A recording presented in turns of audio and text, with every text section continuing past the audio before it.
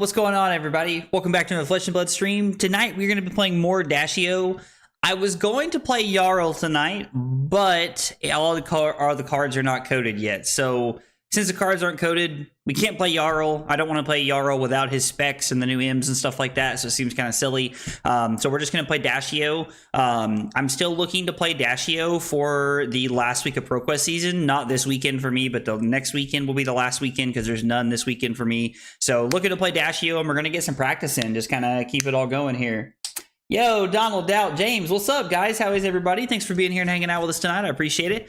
Couple things before we get started with some of our games. I think Wally's going to be joining us a little bit later, and I think that Nathaniel might be playing later. I'm not sure. We got a couple people that might be joining us.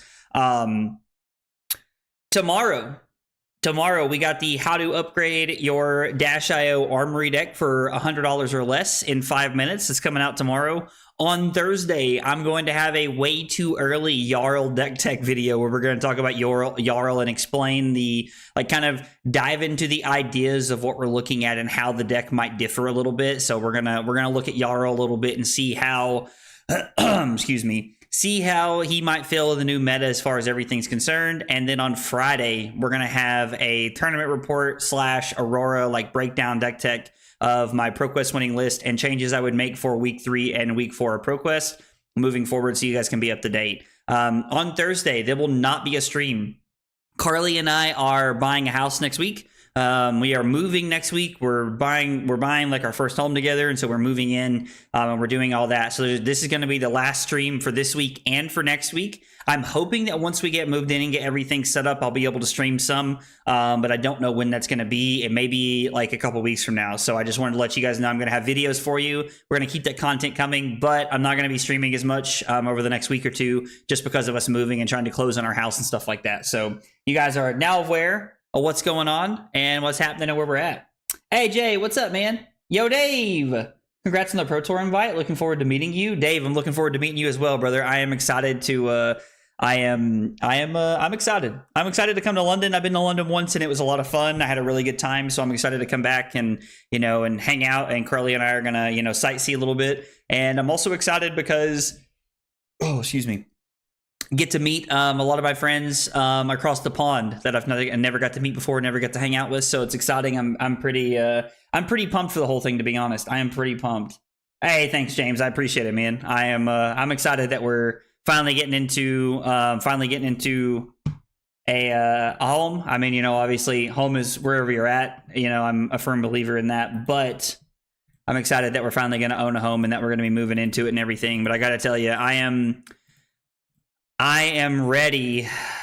I am ready to be moved in. I am ready to be past everything and the packing and the moving. I'm so ready to be past all of that. So cannot wait to be moved in. My favorite shirt. Yo, Ben, what's up, dude? I think we want to go first, pretty much. Hey, Memes and Dreams. I like that name. It's a dope name. Thanks, Ben. I appreciate it, man. What are you up to? I saw you and Kyle hanging out in Friendship a few minutes ago there. Dissolving Shield, Backup Protocol, Heist could be a good one here. Just as a relevant on-hit effect. Kind of have to figure out how we want to sideboard. Max V. We're probably not going to get an opportunity to set up Max Vs though, right? Or maybe Max V is the only way we truly win this game, is by looking to set up multiple Max Vs. We're going to leave out Max V, and I think we're just going to play 66 here and try it like this and see how it feels. I don't know. I've not played this matchup. I don't know how this is supposed to feel. So I'm hoping we can kind of get a little bit of a feel for what's happening here.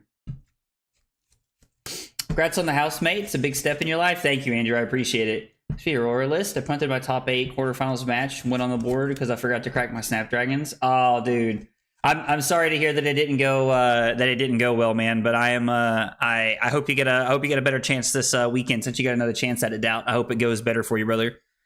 I think we're just gonna play this and crank, and then we're going to run this out as well. And then I think we'll just go ahead and arsenal the Backup Protocol, and we can plan on crowning it away here if we need to, if they throw a CNC at us. So Miller's Grindstone is also very interesting. Miller's Grindstone and Tech Plating is spicy. I am intrigued by that. Let's see. What is our turn looking like here? I mean, if I block with 2 cards, we're not really doing anything. So let's see.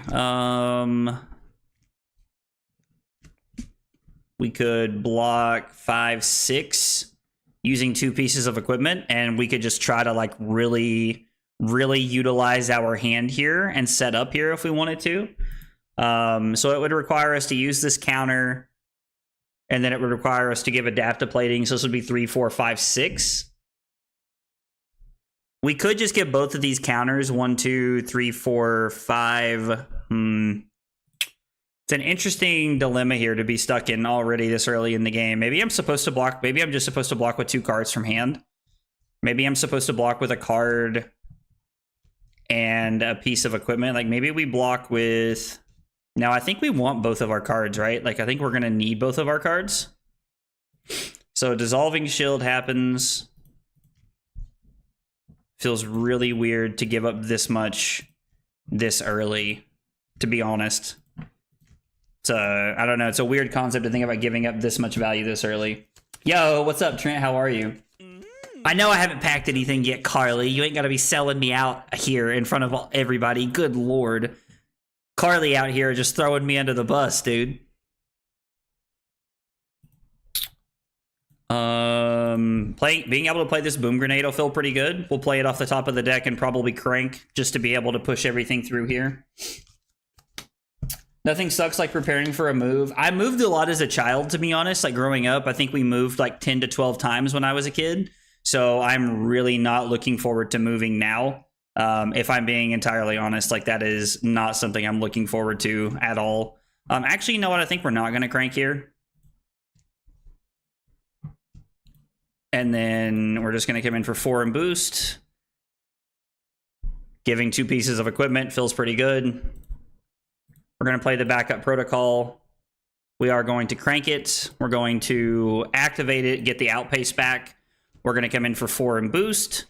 And then we're going to throw the Symbiosis shot. And if they want to give us our last 2 cards here, then I think that's okay. I was like, and if they don't, they take a truckload of damage right here. So, all right. We did quite a bit of damage here pretty early on through a pretty good hand. We'll see what they have to follow it up with, though. Yeah, dude, we got our house. We're closing on Monday. And I'm very excited. I think Carly is a little stressed out, but I think we're both very excited and very, very happy. Very happy to be actually moving in and everything like that. Still a lot of stuff that has to be done, but content's going to slow down because there's going to be less live streams, though. I mean, going undefeated in Swiss is awesome, man. Last house, I moved so much stuff that I hated it. Yeah, I am hiring people to move us, to be honest, because I do not want to move at all. It's not something that even remotely excites me, the thought of it. Not even remotely. Actually, I think that's wrong. We're probably supposed to play this. No, we're supposed to set up for next turn. That's a way better avenue to approach this turn. Okay.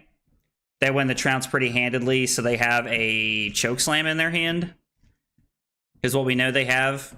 They have a blue choke slam plus some other stuff. So we're going to play Boom Grenade. We're not going to crank, and then I'm going to fire the gun here. And then we're just going to arsenal the high octane and hope that maybe we can give up 1, maybe 2 cards and try to have a powerful turn next turn. Designated stream room in the new place? There is a designated stream room in the new house. That was one of the things, like, we decided if we were going to buy a house and we were going to spend, you know, like our lives there, like we were really going to have to we were going to have to find all the things we wanted. And that was on the list, was a designated stream room. So I'm very glad that we were able to work that out and get that set up. 3, 4, 5, 6, 7. All right, we don't even need to block that much, do we? Block outpace 3, 4, 5. Take 3, go to 20, and then we get to have a pretty solid turn here. It's a lot of breakpoint attacks that we get to throw. All right, so we're going to draw into the Med-X. I mean, the Boom Grenade's pretty nice. We are not going to crank this, and then we're going to lead on the Med-X to see how they play this out. And then I guess we're going to pitch the Med-X to play the Zipper Hit here is what the plan is. So Chris, I'm actually going to have a way too early Jarl deck tech on Thursday. But there's not going to be any Jarl games tonight because it's not coded. All the M's aren't coded yet, Chris. Yeah, a lot of the M's and stuff that we need are not coded, unfortunately. So we're just we're playing Dash.io tonight to prepare for the deck coming out on Friday and for ProQuest this coming weekend and next weekend. But there will not be any Jarl games tonight.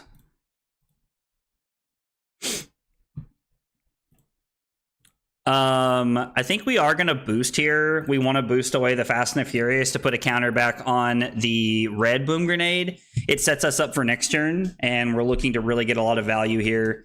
And our opponent has to give us a couple of cards, or they have to take a ton of damage to be able to keep their hand, which they might be okay with. Really just depends on what their hand looks like. Red Thunk is interesting.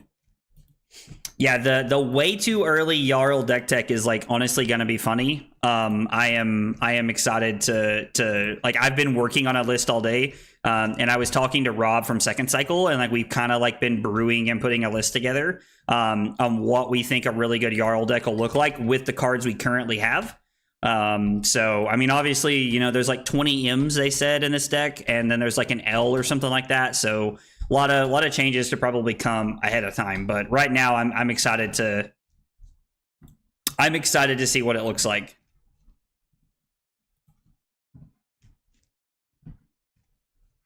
Spinal Crush is unfortunate.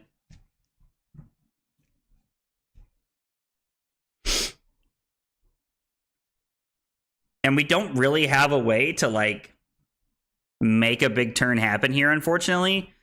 We can block 6 and try to force some pressure here.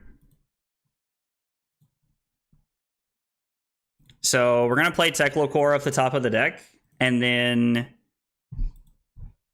we are going to crank this, and we're going to activate it. I guess we're just going to go ahead and get a 0 to 60 since it is a 0 for 4. And we're going to attempt to come in and try to hit them with this, because if they don't block this, Test of Strength's very good for them. They have a red Clash of Might. I don't know why, but that doesn't really scare me, to be honest. It's not something that scares me. I'm changing classes because of Jarl alone. Playing any Guardian games tonight. Gonna need some in-class, ooh, wait, what did I do? Oh, here we go. There won't be any Guardian games tonight. We're gonna be playing Dash.io, just set up for ProQuest season a little bit. But no way they're breaking gold for this. Wow, really? Interesting. But there'll be a lot of Jarl content coming, man. I promise. I promise there'll be a ton of Jarl content coming the closer we get, and the more cards we get to see from Jarl. There'll be a lot of it coming, Chris. I swear. Swear to it, because I'm way too excited about Jarl. Yo, is this just 8? Or 9, I guess. Teklo-Core, let's just go Boom Grenade Crank into Spark for something.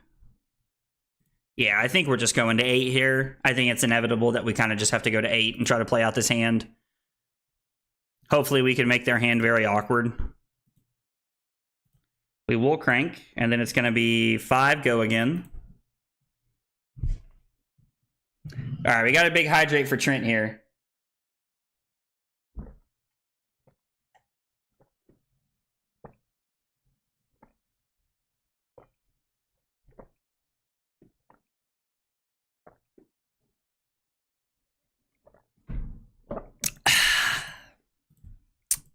Excuse me. Jesus.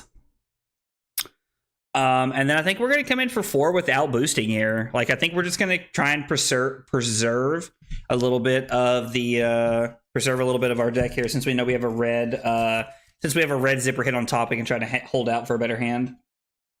He's already my desktop wallpaper, bro. Chris is all in. I'm here for it. Honestly, I'm so here for it, fam. I'm so here for it. Hey, Annabelle, what's up? How are you, dude?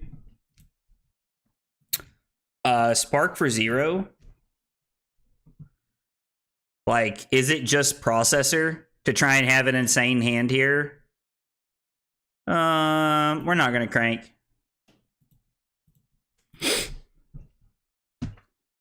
Yeah, and I think we're just trying to have our cake and eat it too here, right? Like, we're just trying to do it all.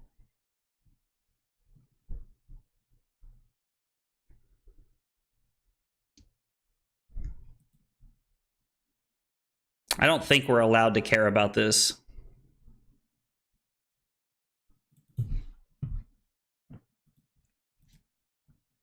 Oh, they have a test of strength, which means you need to crack your... Oh, no, they're just going to let it happen. Miller's Grindstones for 3 the rest of the game. Interesting.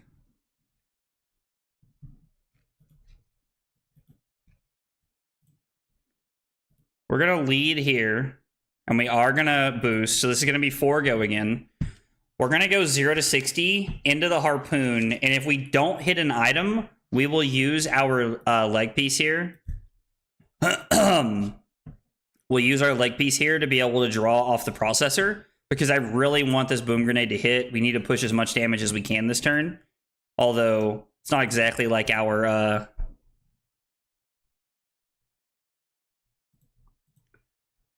like, being down 21 to 4 is pretty bad. I do think we're going to crank this. We could draw this, but I can pick a card from their hand here. God, I think drawing's just better, right? Like, drawing a card is just so powerful here.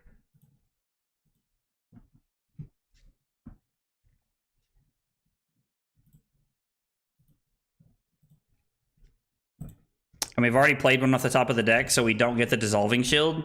Unfortunate. It's been uploaded. Don't know if I can replace Enigma, though. I don't know if I can replace Enigma. I mean, Ice and Guardian does go very well together. Like, I don't know how much of the control element there'll be, to be honest, but it does seem like a slower, more mid-rangey deck, and I am a big fan of that. The idea of playing like a super powerful mid-range deck seems like a lot of fun to me. Seems like something I could really get behind and enjoy, to be honest. Fab-wise, I'm good. Feel like I'm annoying people with how much I'm talking about / labbing. Are you talking about Jarl? Dude, I don't... Dude, and I can't... Obviously, I can't speak for everybody else. Annabelle, but you're not annoying me at all. Like, I'm personally, like, I love talking about Jarl and, like, just all of it in general. I'm a huge fan of talking about Jarl in general. So I think we're going to go 4 go again. God, of course, it was a card we don't want to draw. Because I'd like to use the processor here, but...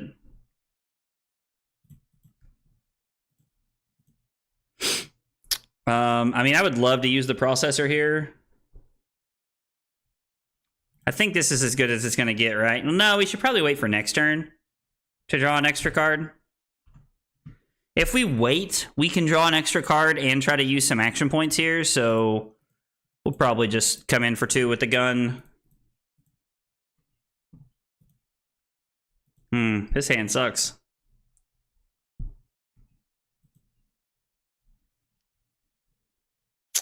So we have a 2 on top, which means there's not a huge chance of us getting this. And I do have to block something here, right?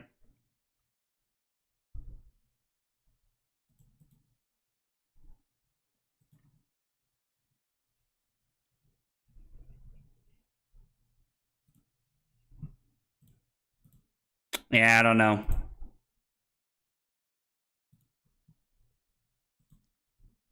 I mean, I really don't want to have to banish the 0 to 60. Yeah, I think we're going to have to do this to try and draw a card. So it's Teclocore off the top of the deck. Cerebellum to draw that just sucks. I mean, drawing that's at least something, I guess. Like, it's like something we can put together here. I mean... So his name is Chief something, right? Like, that's like... it feels like that's probably the idea behind what they're going for, is that he's Chief something, I assume, is the idea.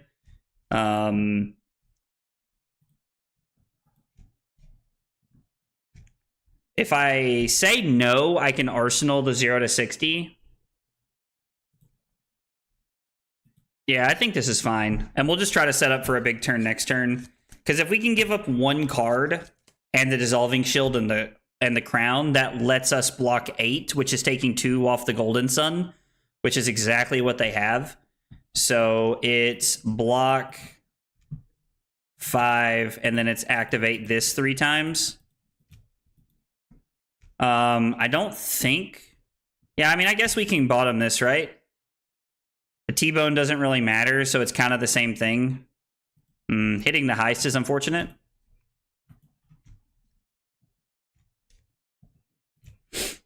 So the 2 resources don't do a ton for us here.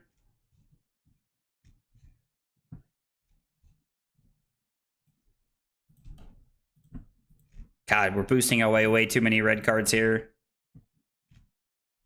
Is there one more high octane we haven't seen? I imagine we're going to hit it here. We should call him the Jarl. Listen, I'm here for that too. I'm down to call him the Jarl. I'm totally here for that, to be honest. Ooh, Wally throwing some logic into the mix. Listen, I'm here for it. We can call him Jarl or the Jarl. Listen, I have made 2 versions of Jarl so far. One is all ice, and then one is... There's that last high octane. Damn. One of them is all ice, and then one of them is like earth ice mix.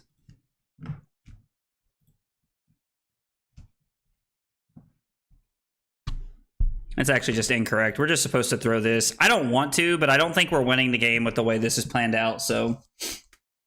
What classes would likely be good against the Jarl? Ooh. Classes good against Jarl, or the Jarl, however you want to look at it, probably include... Like, Illusionist is probably going to give it a hard time. I am on copies of Summer's Fall in my list. So, like, that's probably something that's going to give it a hard time. Like, if I had to guess, Illusionist is probably on that list. Yeah, I think that the Earth cards are too good. Plow Under, Felling of the Crown. Like, I've made 2 versions of the deck intentionally, but I do think that there are just, like... I think that there are... Like, I don't know. Are there even any items left? Did we pitch a Boom Grenade earlier? I honestly can't remember. So it's 3 get a card, 4 get a card. Actually, yeah, we needed that last high octane. So it's the other card we just pitched. We didn't pitch anything last turn. Hey, we won a Might. That's kind of chill.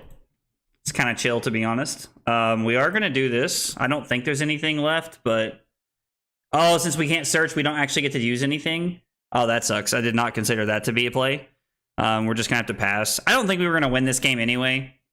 Like, we fell behind too far, too early. Victor just kind of did his thing a little too early on. Yeah. Yeah. So we block 3 and take this. Unfortunate. I don't think we were going to get there. Even, like, I probably had to... What was their hand before that? The Spinal Crush?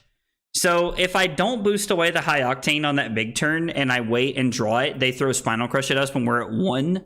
I mean, yeah, I don't know if I boarded incorrectly. I don't know what my mistake was there. I'm open to criticism, but I don't think we were winning that game from that position no matter what we did. Just felt like we were in a bad spot there. Hey, what's up, Captain? I enjoyed the game, brother. I enjoyed the game. I think we want to go first against most of the decks we play against as Dashio, to be honest. Let's see here. We probably want Dissolving Shields in this matchup, if I had to guess. I mean, being able to block, like, they have some on-hit effects, and Dissolving Shields could be good, or maybe we're just supposed to flat-out race them. Let's just try the 60. Let's just try the 60 and see if it's good enough. Pulse Wave, no boost there is your best to draw high octane since you have 12 damage loaded on the gun that's no longer accessible without high octane. Yeah, so that was definitely my biggest problem there, right? Is that like we had the high octane and like it was like, or we had all the counters on the symbiosis shot that I was never able to use. So I guess just throwing, oh, this is combo Bolton. So I guess just like throwing the arm piece is our best play. Or I'm sorry, just like throwing the harpoon there, not taking anything, or not taking anything of relevance because we had only boosted once before that. Right? No, I guess we could have thrown harpoon and seen 3 cards and they would have not shown us the Spinal Crush there. I think we are supposed to boost. Somebody told me last night that I want to be looking to try and find like an extra card, or I want to find an item off the top of the deck. So what we're going to do is we're going to boost. We're going to play Processor, no Crank, and Arsenal the high octane. And we're just going to pass here. Setting up the high octane feels very powerful here. If we find an item off the top of the deck, we're going to be able to use Processor pretty handily here. Seems pretty easy. I think Dash is going to be very good. How does he force us to play? How does Jarl force Illusionist to play his game, Wally? I'm intrigued by that, like that statement, that sentiment. You have my attention. What do you mean exactly? Riverwood calls for the Jarl's aid. Skyrim reference. Somebody sent me a Skyrim video today that was actually talking about how like the how like what it would look like if Gen Z made it, and I thought it was funny. I wonder if I am supposed to lead on Zipper Hit and then play Medex, and then like I can try to end my turn on the Boom Grenade and set up for next turn maybe. Or if the Medex hits, I can put this into play and we can crank it. It's probably just a better option. Hitting the Processor off the top is absolutely bananas. What a good rip. Keeping both of our blues panned out here for us. I'm doing System Reset Dash in my testing. The power turn you get off even 2 crank items is insane. So I actually saw somebody, I think it was the Techlo Foundry that made a video about playing that, about playing System Reset. And I'm going to be honest, I haven't really explored that avenue yet. It seems interesting, but I have not explored that avenue yet, and like what that could look like.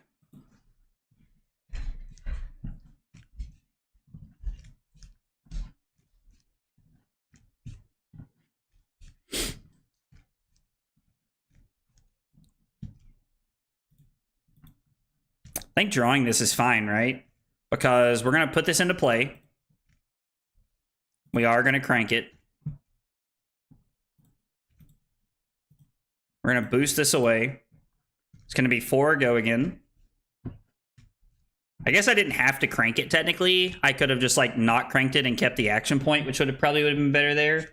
I found System Reset to be too situational myself. If you don't have the items to crank, it's a nothing burger. I mean, I guess that could be like an issue, right?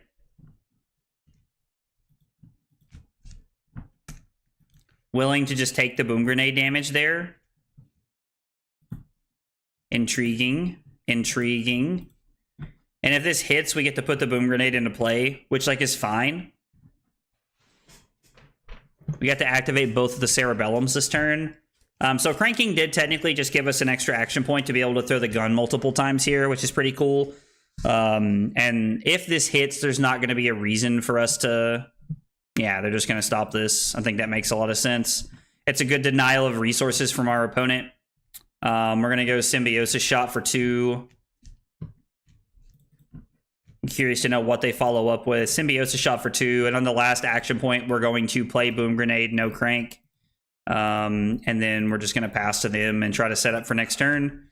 Try to play to a little bit of a, hopefully, more powerful hand. I mean, this hand looks really good.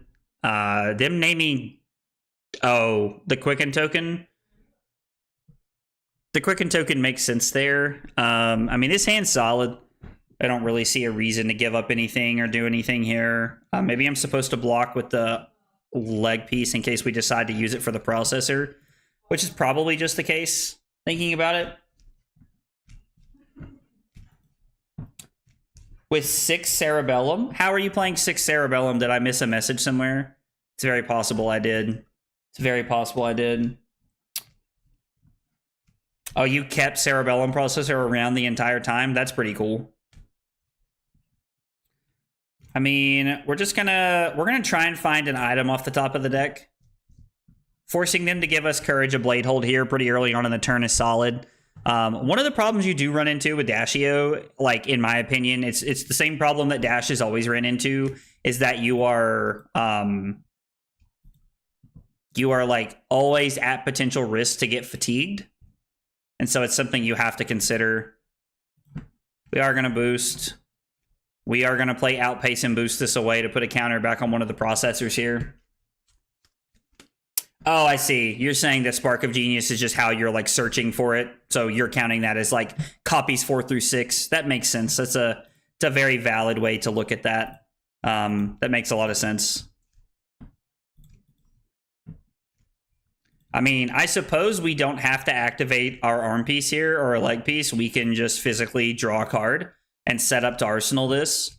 And I think that's okay as well. I think this is perfectly fine. Because right now, our hand is Zipper Hit, Outpace, Pulse Wave Harpoon. So this feels pretty good. Also, we can give up the Adaptive Plating here if we want to. We don't have to.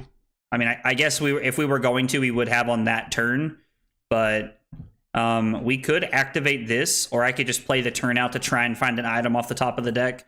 There are, you know, like 15, I think there's 15 items, 14 items in the deck or something like that. Bro can activate my arm piece anytime. Let's go, Trent. That's what I'm talking about. See, this is what we need right here. This is the content, fam. That's the content right there.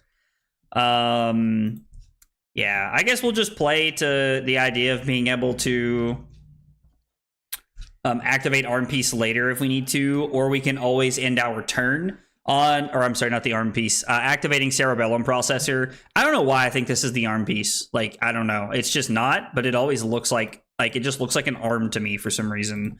I don't know what's wrong with my brain. Not finding any items so far in the last 2 turns has been pretty unfortunate.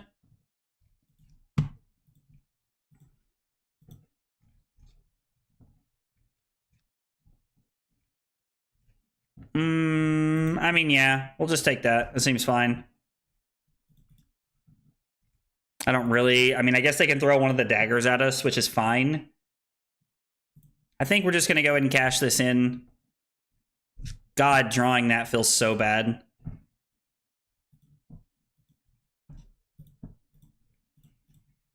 I mean, I guess we can Arsenal it. There's 20 blues in the deck. We drew 3 of them. God, it feels so bad. At least there's a red on top, I suppose. But it's like we can literally do nothing. Like our hand is like just super mediocre unless we find something off the top that's very good.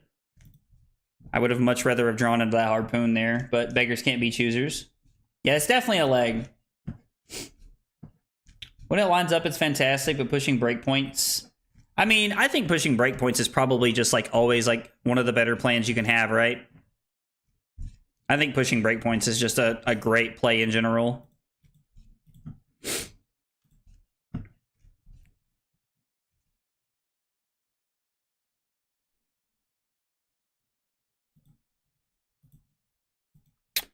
We're going to try and find something off the top of the deck here, but we've put a lot of items into our hand so far. It's been pretty unfortunate. Soup Up seems very good. I could be talked into playing Soup Up. This seems like a very strong card. All right, we found what we're looking for. They're probably going to give us Bologna here because another T-Bone could like just destroy the Courage, and then they have no like combo turn. And I think ultimately that's like what they're trying to dodge. We are going to crank this.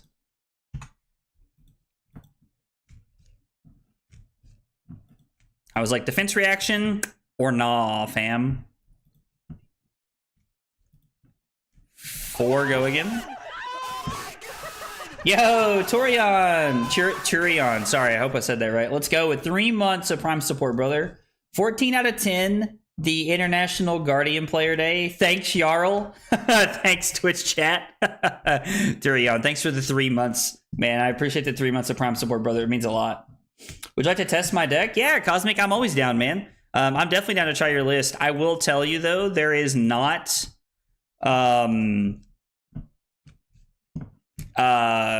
like, it won't let the link come through on YouTube, so you'll have to, like, send it in the Discord and tag me in it. Would be a good option.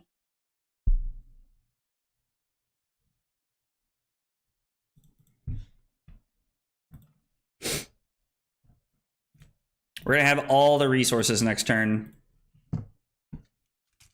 Backup Protocol Red is insane. Nice, you like to see that. I mean, this gets go again. Cool. Neato. Let me tell you how much we don't care about that. Uh-oh. Did they just not block with Courage? Like, is this their turn? Is this the turn they're going for it? Or are they using this to set up for next turn? No, they're going off here. Interesting. Yo, let's go, Electrum. 6 months of Prime support. Thank you so much, man. I really appreciate that, brother. Means a whole lot. I appreciate all the support, guys. Super excited for Jarl. Brother, I think we're all super excited for Jarl, man. Jarl's just gonna be dope in general. Like, we're all just super excited to be real. I mean, why did they not block with Courage last turn? There was definitely a turn where they could have just blocked a Symbiosis shot.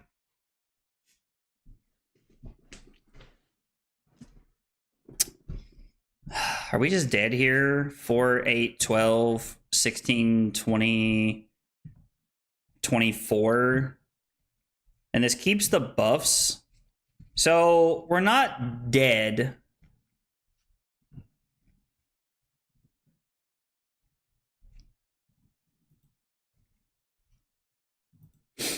So you need to block the last one of each dagger, I guess.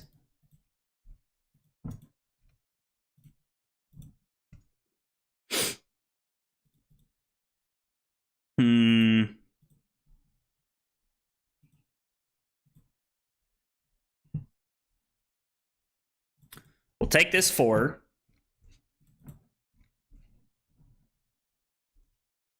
How do we get out of this one? I don't know if we do get out of this one, to be honest. We get to stay at 13 here. Centauri Saber for 4 puts us to 9. They go to 11.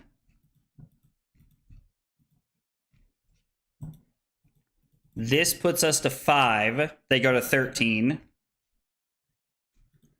Is there any world that we can make this happen? We could go to 1. And they go to 15? Jesus.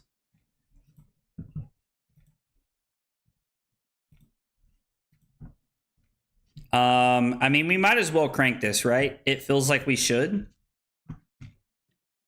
And then we can go 0 to 60, fast and furious, Symbiosis shot, play the boom grenade, and then we can activate. Are we not playing the boom grenade and activating this to be able to get like a harpoon back for next turn? I think could be better.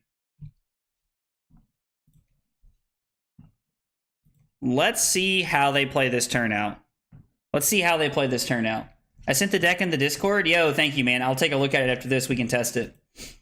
The programmer desired to become a Talishar dev just to get the shit you want to put working faster. I mean, I think a lot of people feel that way, to be honest. I think there's quite a few people that feel that way. That, like, it's not like, you know, like the Talishar devs have things going on and people understand that, but, like, I think people definitely want cards faster just to be, you know, just so they can...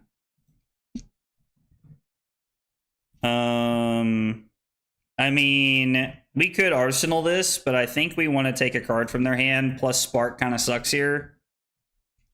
This late in the game, Spark's not great. We're going to take the Cataclysm. 100% just better.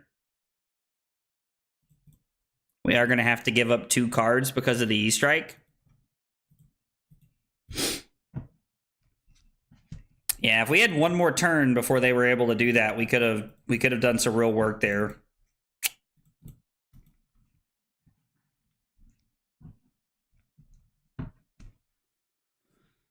How many items are left? There's only 3 over there, 1 there. We've pitched at least 1, so... I mean, I assume they're going to go 7. Of course, 7 and 5 is the same thing, right? So they're better off to draw a card. 7 and 5 is actually the exact same thing because it requires 2 cards from us regardless. So they should just draw a card. It's always better to draw here. My friend still got his ice pool from Lexi. I'm just watching the market. Oh, dude, there's so much crazy stuff happening with the market right now. It's absolutely absurd.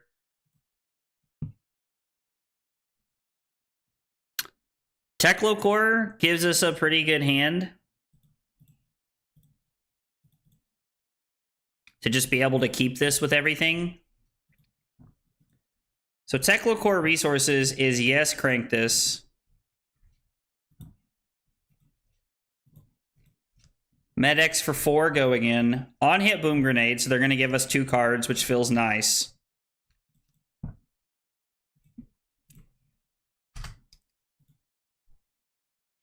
This is 2, go again. Basically go again.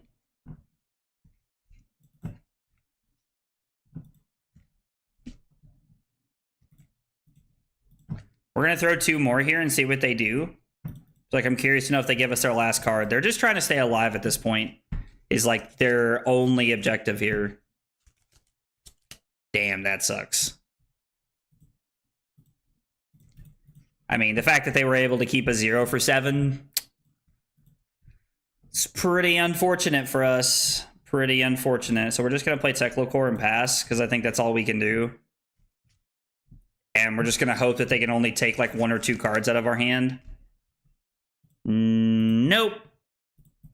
Taking at minimum 3. I mean, we could just be dead here. Yeah. That's unfortunate. It's unfortunate. Yeah, them having the Cataclysm there was just bad news for us. Thought we might have had a chance to actually get out of that one there. When were you doing your Jarl stream? So I was gonna do it tonight, but it just did not. The cards aren't coded yet. So I'm gonna have a way too early Jarl deck tech on Thursday. But with Carly and I buying our house next week and everything, this is gonna be the last stream for this week and for next week. Just because like we're trying to get packed up and move and everything. So there's not going to be any streams the rest of the week after this or next week, but I got 3 videos coming out this week. And I'm going to have videos next week. Like probably 3 or 4 videos next week to share with you guys. Cause I want there to be content. I want to keep sharing with you guys. We're moving and trying to get everything set up. So it's going to be tough to do everything and stream. So I'm not able to stream the rest of the week, unfortunately. What do we want here? Like, is this a max V matchup? Is this just like a bring in max Vs and try to make it work? I don't know what we're supposed to cut because we want like a decent number of items, right? Maybe Dissolving Shield's good here. Now, there's no breakpoint, so I don't think we really care about that. We're just going to try and bring this in and see what happens because I really don't know how this feels. Yeah, Bolden went ham there. Bolden went ham right there. This is aggro Rhinar. Interesting. Interesting.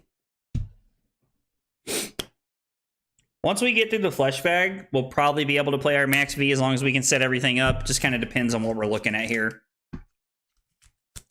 I sadly have no ice stuff. I mean, yeah, if you started playing like later in the game, then like you're not really going to have like ice stuff. And so like it's one of the downsides of everything is that like if you started playing later, you don't have access to a lot of the cards from Tales. I have a lot of them just because I played Icelander and Oldham, so I have a lot of the ice cards that I already want to see. Another blue T-Bone, huh? I already have a lot of the ice cards that I want to be using and that I want to play and stuff like that, so All right, this is our hand.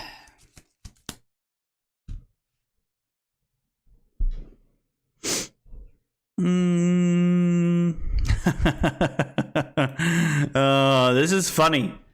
Because unless they pummel this doesn't matter. Like, we have a maximum velocity, so your strength rules all matters. Zilch, brother. Zilch.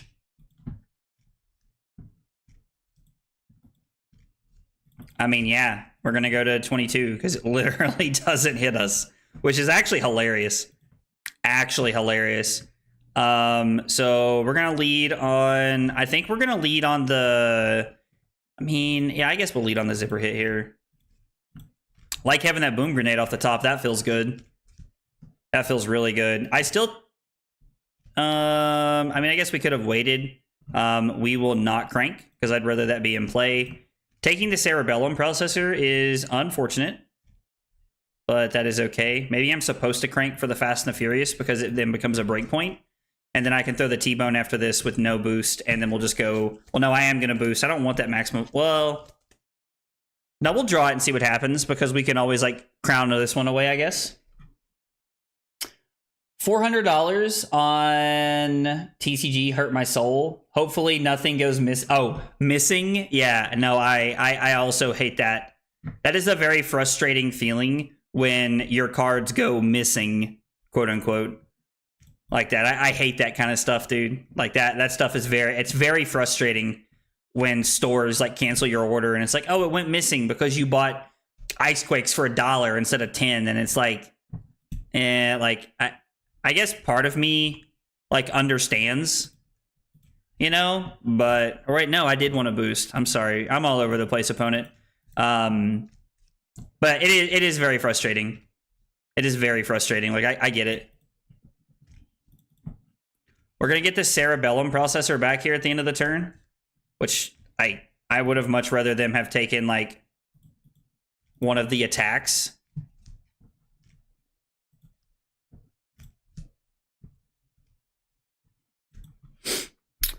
So it is,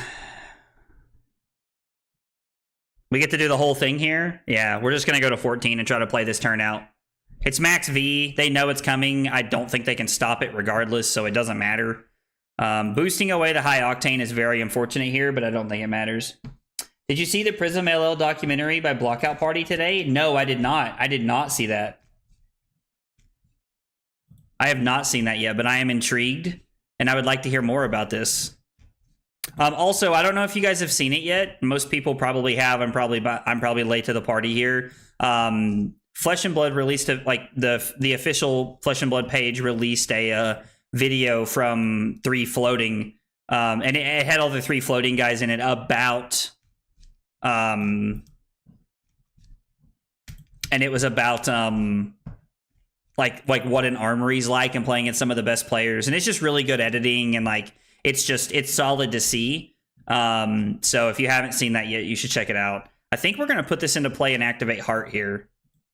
I think that's just a play. We're going to play this. We are going to crank it, and then we're going to throw max V for 10. I think it's just the best play we have. We're getting rid of some good cards, but we're getting to push a lot of damage as well. So we do put our opponent down to 17 and set up some good items here.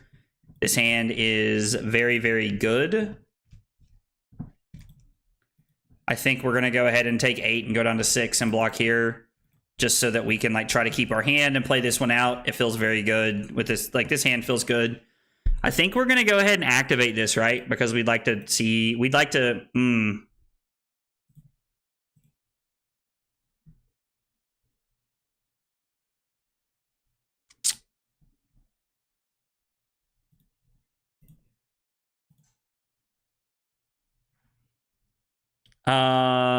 no, we don't need to crank Boom Grenade. We're going to lead on T-Bone. This is going to require them to give us the scabs here in a card if they want to stop this on hit. We're going to activate Heart, and then we're going to go Zipper Hit into Outpace. Okay. I mean, this is quite a bit of damage this turn, plus we have the gun for 3 after this. Double High Octane would not have mattered here. We're in a very good spot going into the end of the game here. Have you seen the previous ones? They did a Starvo and a Chain documentary. I don't think I've ever seen... I don't know what you mean by documentary exactly, but I have seen... like where they do like what it's like to play Oldhim, and like where they're like, or I guess it's like types of Flesh and Blood players. Or maybe that's a different channel. Maybe is that 1-2 Juice? Am I thinking of a different channel? I don't know. I could be thinking of the completely wrong thing here, and if I am, I apologize. But yeah, I don't know that I've ever seen what you're referencing specifically.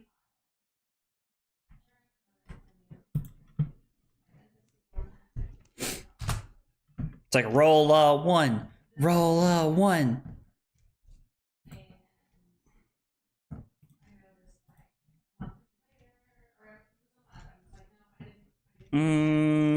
Yeah, I don't... We're not using this. We're just going to take 3. They can flip up our high octane. It doesn't really matter. We don't really have anything great to do with our high octane this turn, unfortunately. Like, I don't think the high octane ends the game here, but I kind of just want to draw the medics, if I'm being honest. I think I just want the medics.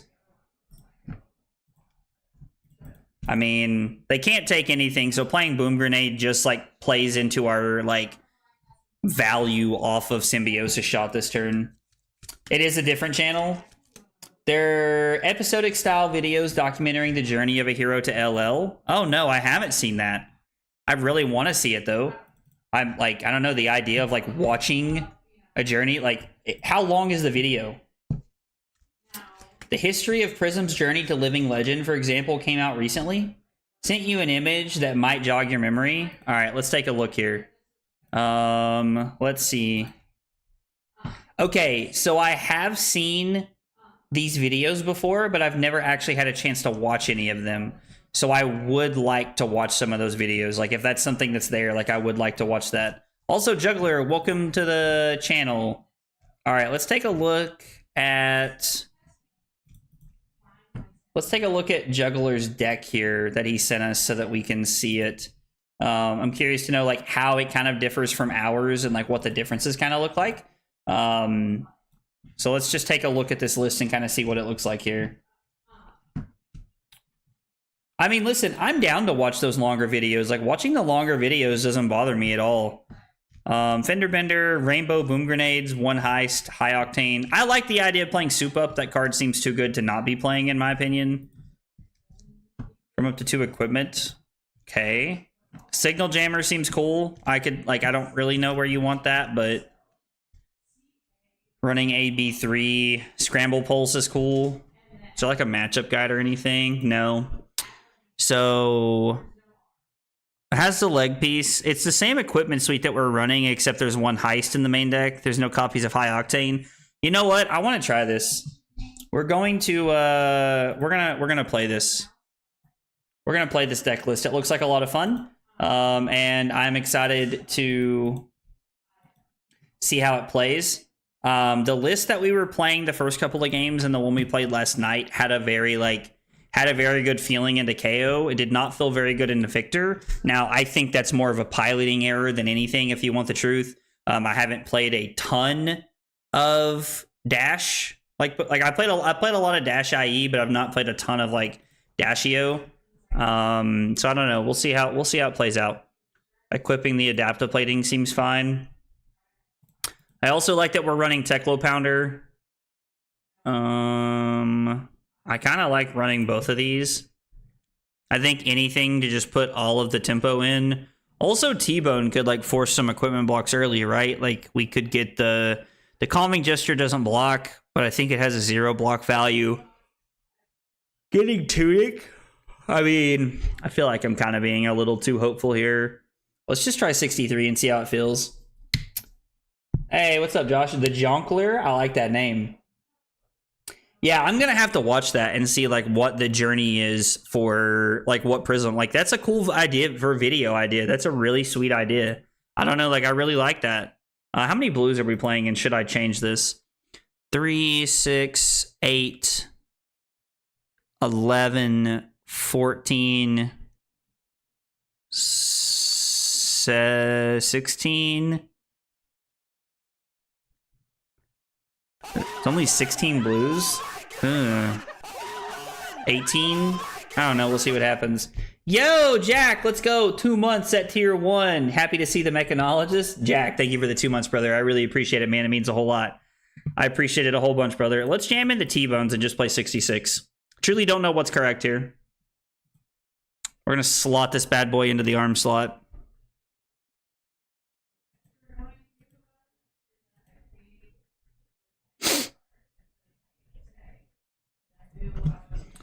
So we're going to play Boom Grenade. I'm not going to crank. And then I think I'm going to play Cerebellum Processor.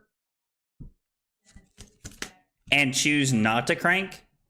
Now, we do give them kind of the option to just like free reign into putting stuff into play here. But I think we're better off to just make this play and Arsenal to soup up. I think would be a good play. Maybe we're supposed to Arsenal the Zipper hit here. Because it just has like default go again. Nah, we're going to do the soup up and see what happens here. I don't know. We'll see how this feels. We're going to get the obligatory Worlds tier list video. So I'm going to be honest. I'm not really a tier list kind of person. I don't make a lot of videos like that. Like tier lists are always like very nah to me. Like they always seem like super mediocre in my opinion. Like, I'm not going to say that the content's mediocre, that the videos are mediocre. I'm just not a fan. I don't know. Like, they just don't inspire me, to be honest. Which I know is a pretty lame take. Also, this hand's super weird. Boom Grenade, crank from hand. Pitch. Soup up to play Zipper hit.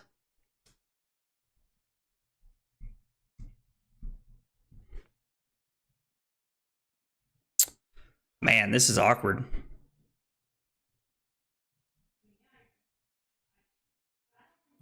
I think we're pitching the Boom Grenade here. I don't know. This is a weird hand. I don't know how I feel about this one. The horse is officially dead. I mean, I'm still working on my Victor list, Josh. I'm always working on Victor. You know how it is, man. System Failure is fire. System Failure does look pretty cool. It's like a sweet mirror card, right? It's a sweet mirror card, I think. You are mediocre. I mean, your last meal would be Salisbury steak. I love Salisbury steak, and I stand by it. That's how it is. That's how it is, fam. If you guys wanted to do a World's tier list video, we could talk about doing one. We could talk about doing one if you all were interested in doing something like that. Are they just going to try and fatigue us? Like, is that just like their whole plan here?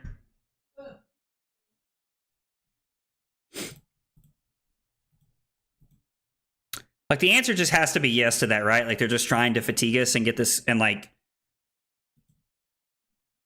I don't know what else Enigma would be trying to do into us, to be honest. My only CC deck was Phi. I'm happy to cry now. I know this isn't the exact intent of the LL system, but the deck that wins World should always LL in my book. What's more legend than the World Championship? I mean, that is an interesting concept. Not something I've ever truly thought about or considered, but I kind of like where your head's at there. That, like, we're trying to... I don't know, that, like, we're trying to... If it's good enough to win the World Championship, why should it stay in the game? I don't know, it's a neat concept. It's actually a very neat concept, Donald. I don't know, I like that. A sad reality of content creation is that tier lists are some of the best performing stuff you can do. Yeah, it is weird. Like, I honestly, and again, this is not me like trying to knock what anybody does, because I love a lot of people's content, but I don't get why they get so many views on tier lists. I've seen so many videos that get so many views on tier lists, and I truly do not understand at all. It makes zero sense to me. I mean, like, I personally, like, think they're fine, but that's about it.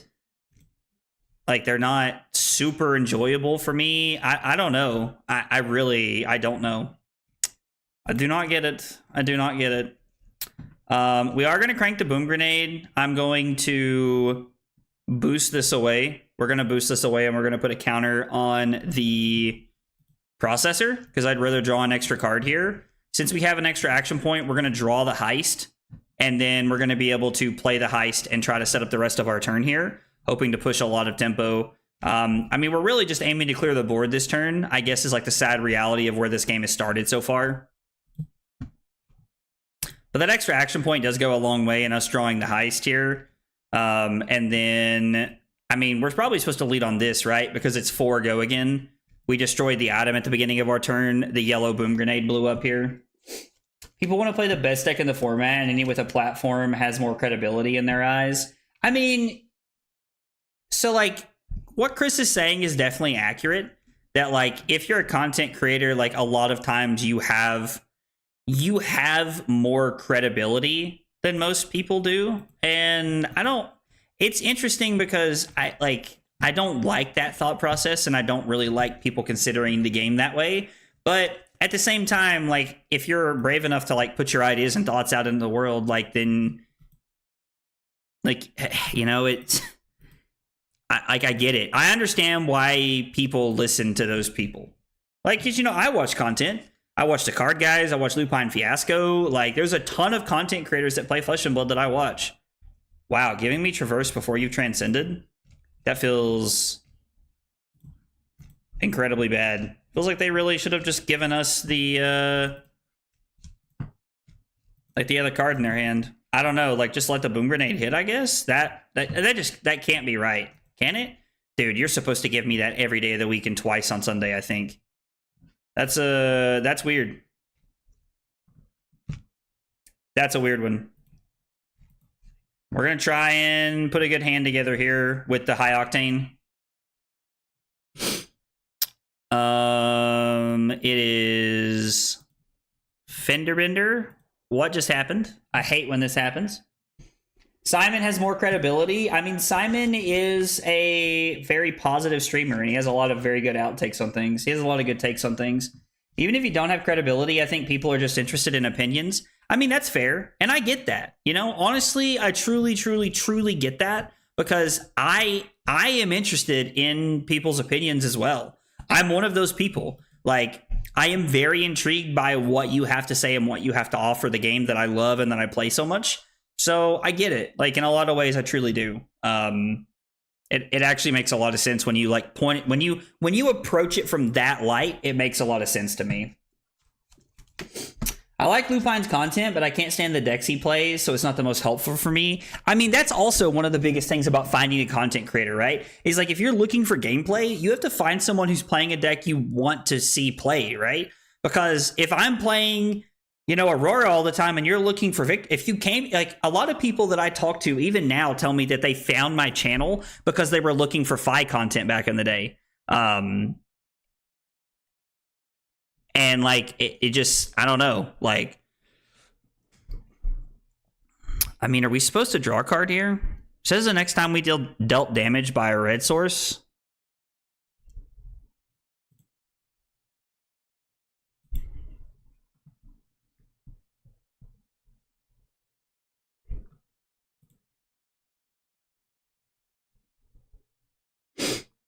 Get back the soup up?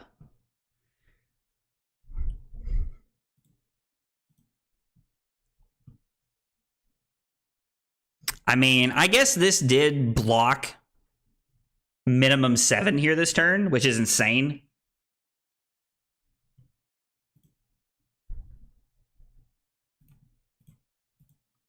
Like, and we're just not going to throw anything else here, right? Because that was our only blue that we had. I probably should have thought about this turn a little bit more. Maybe I'm supposed to get a heist here. Soup up's just a 0 for 4 that doesn't boost this turn. And we are just going to throw the gun here twice. Like, just trying to push some value, I think. I mean, I guess, like, so some people do just watch content to watch content. So a lot of times, and I'll be completely honest with you guys, I watch content from the anything. Like, I watch content from the view of a content creator. Like, what are you doing as a content creator that works? I want to know what people are doing that works. And I have no shame in that. Like, I like to know what people are doing and what works for them. But I also enjoy just like consuming content because I think it makes me better at the game. And I like hearing other people's takes. Yo, let's go. We got Josh with a big hydrate from 10 minutes ago. There's no water in my cup, but I'll get you after this game, Josh. Don't worry. Don't worry, Josh. You will get yours.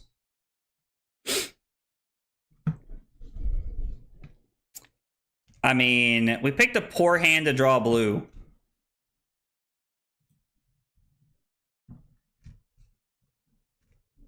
Or to not draw blue, I mean.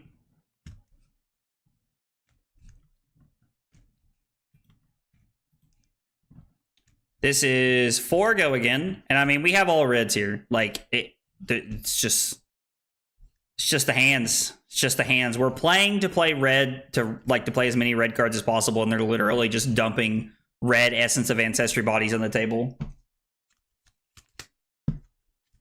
I mean, that is one thing that I think a lot of people that, like, I think people have gotten better at is, like, interacting with their chat. When I started streaming Flesh and Blood, there were a lot of people who did not, look at their chat at all, and it was kind of tough to watch sometimes, because I would be like, I want to watch you. I want to see this, but I don't know how to. Like, you know what I mean? I don't know if that makes any sense or not, but I would be like, I don't know how to, like, watch you because you're not interacting with the chat or talking to people. Yeah, when I started, the card guys were really bad at reading their chat, but I kind of quickly learned that that wasn't what they were going for. They didn't want to read the chat or interact with their viewers. They were all about offering high quality gameplay. Like, that was the whole shtick. That was their whole thing, is that this is very high quality gameplay, and we're just gonna play like good games, and that's gonna be that. Which like, I don't know. It's interesting to think about.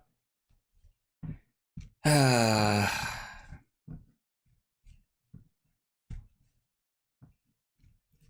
think I want to leave this on top. I think we're trying to keep cards in the deck, right? Dude, listen. I have not had a chance to watch Ethan be live that many times, but the couple of times I've been live, Ethan doesn't keep up with chat the way you guys are talking about. Like, I've not seen him live that often, so I'm not just going to sit and say one thing or another, but, like, Josh, you make it sound like Ethan is, like, constantly playing the perfect games and reading chat, and, like, I don't know, man. Like, I've seen Ethan ignore a few messages, too. As a UKer, I usually watch your VODs on YouTube. Definitely a different feeling catching live and good chat interaction. I mean, it is a lot of fun. Like, even for me personally, it is a lot of fun to actually sit and, like, talk to everyone. I enjoy it more that way. It is more fun, in my opinion, to be live and to be talking to you guys. But, like, I get it. Like, a lot of people like to watch VODs because it's easier for you to pause it when you're working or rewind or something like that. You don't always have that option when I'm live, so I get it. Streaming hard, my man. It's so hard to do chat and play well. It is very tough, Annabelle, like, because, like, you're trying to focus on, like, playing. You're trying to focus on playing a game that is, like, literally about inches. Like, you're playing Flesh and Blood, which is, like, truly a game of inches, and you're trying to interact with the chat, and it's not an easy thing to do. It is not an easy thing to do. Hey, what's up, Panda? How are you, brother? How are you feeling about Dash.io? Is it your plan to play them at the next big event like PT London? So Electrum, I'm going to be honest, I haven't really, like, considered what I'm going to be playing in London because it's so far away, if you want the truth. But I really don't know what I'm going to be playing yet because London's so far away. There's at least one more set before London, and I really don't know what I'm looking at playing.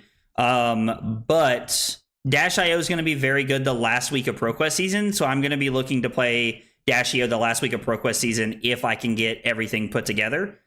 We are not going to boost this because I want to leave that high octane on top.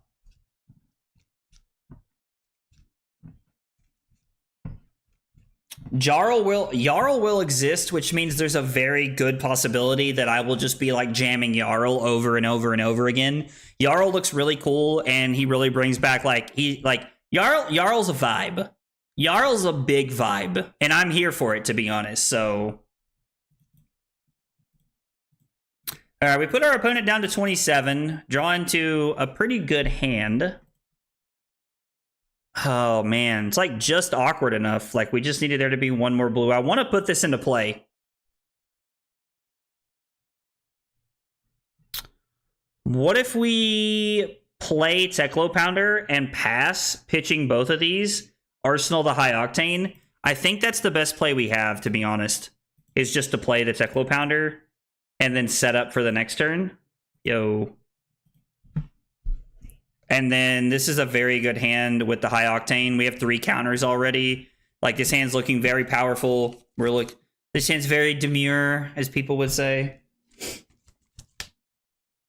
She's legal this weekend for ProQuest. Yes, you are correct, Panda. But there's no ProQuest within 4 hours of me this weekend, so it's all moving this weekend for me, which admittedly I'm not that excited about. But I am excited to move. But God, I'm not excited to pack. I should say that I'm excited to move, but not excited to pack. So yeah, Carly and I are buying our first house next week, so it's gonna be very exciting.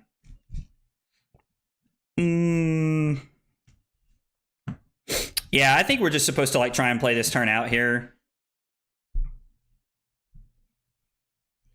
Playing this feels too good to not play, in my opinion. Oh God, there's a boom grenade.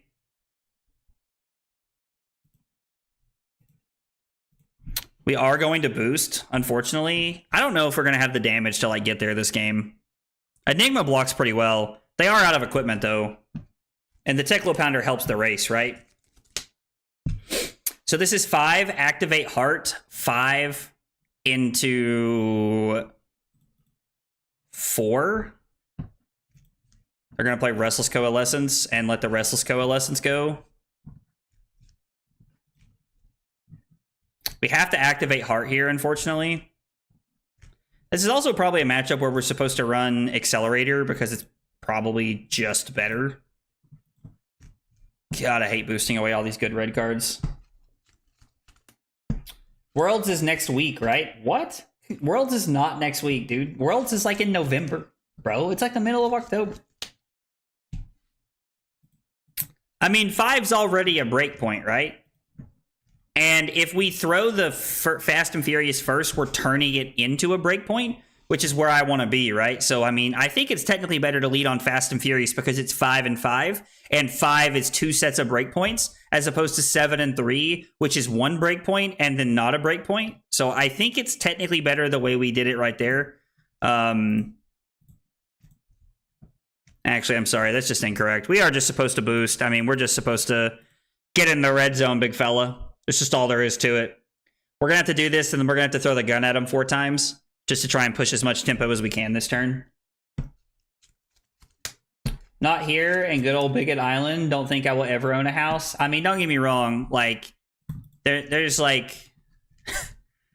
there's been a lot of things that had to go into, like, us buying this house. Like, there's been a lot of things that had to go into that. Without giving away too much personal information about our lives.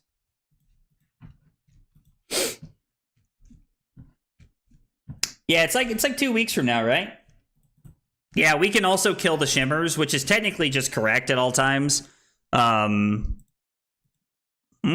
I mean, I don't know, man. Like, is it correct to kill the Shimmers when they're literally just blocking? Like, it kind of feels like the Shimmers is in play to try and distract us from what's happening. I really want to put them to 19 here.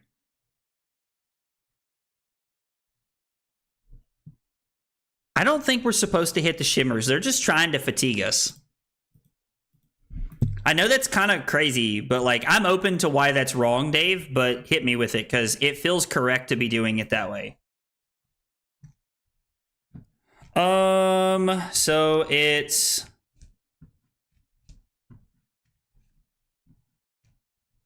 Scramble Pulse for 7, Med-X, Zipper Hit, try to find an item to put into play. And this kind of denies them the ability to block with footsteps here. I just feel like Shimmers can punish you if you need to take turns off to build up. It definitely can, and it's a risk that we're taking by playing it out the way that we are. It is 100% a risk what we're doing here. And I agree with you that there is...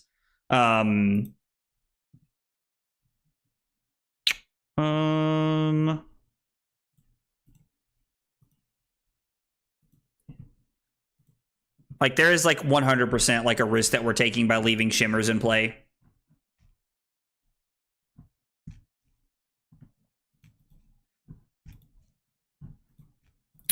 Play the Teklo Core. I think we're just going to go Medics, no boost, and then Arsenal the soup up.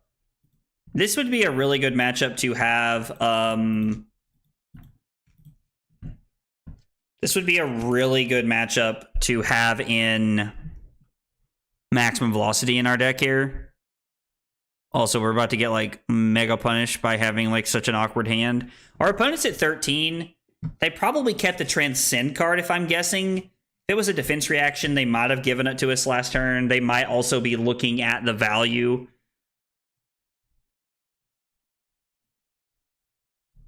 Oh, just keeping their hand here.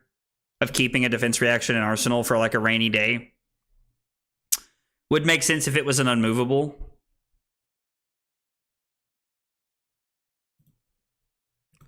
We're just going to come in for 4.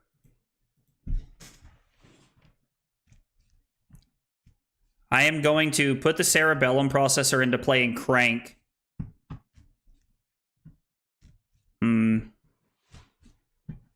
Yeah, Soup Up does have Go Again, which is great. I'm just really trying to like maybe play this, like just see what we can do here. So we can go Spark of Genius for 0.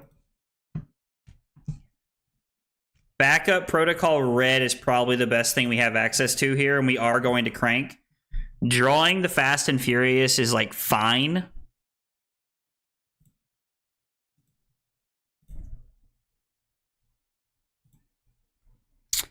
We can get the Soup Up, or we could get like a Scramble Pulse here. Scramble Pulse just being a 2 for 5 does have a little bit more value on this turn.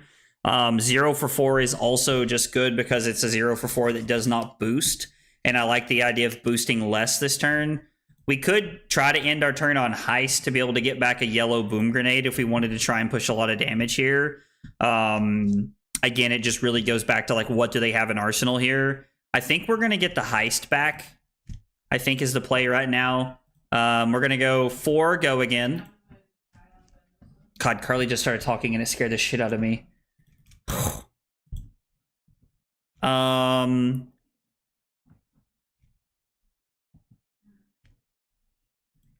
We're going to go 4 Go Again, and we are going to crank. Hitting the Boom Grenade is absolute, or I'm sorry, it's just 4 Go Again. It does get +1 because we cranked the Backup Protocol this turn.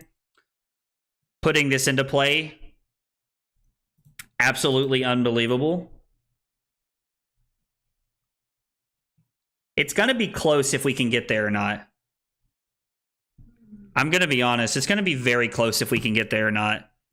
Cerebellum Processor, we will crank. We're going to come in for 5 and we will boost. If they do not have a defense reaction here and they have a 3 block in hand, they take 2, go to 5. We still have 2 action points. We get back the yellow Boom Grenade that we crank.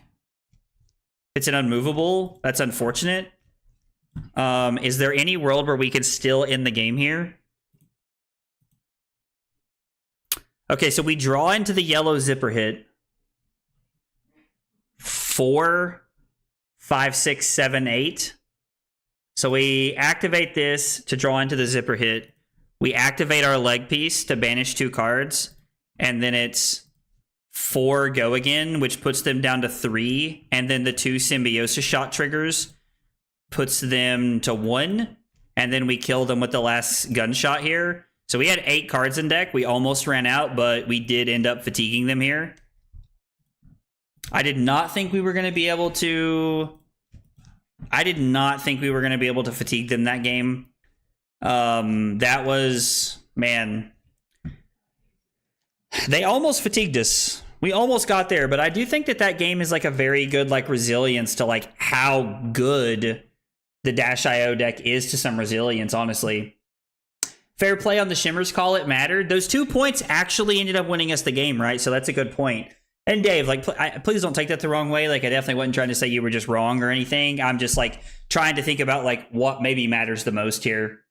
I don't know what the U.S. housing market is like, but in the U.K. it took inheritance to get our houses here. So the housing market after COVID was really bad, and we're going to touch on this, and I'm going to take a small break here. But the housing market, like COVID and afterwards, was really bad. The housing market is starting to become a little bit more reasonable at the current point. Our government just like basically bought down a half a point on interest rates, which kind of helps us out a lot.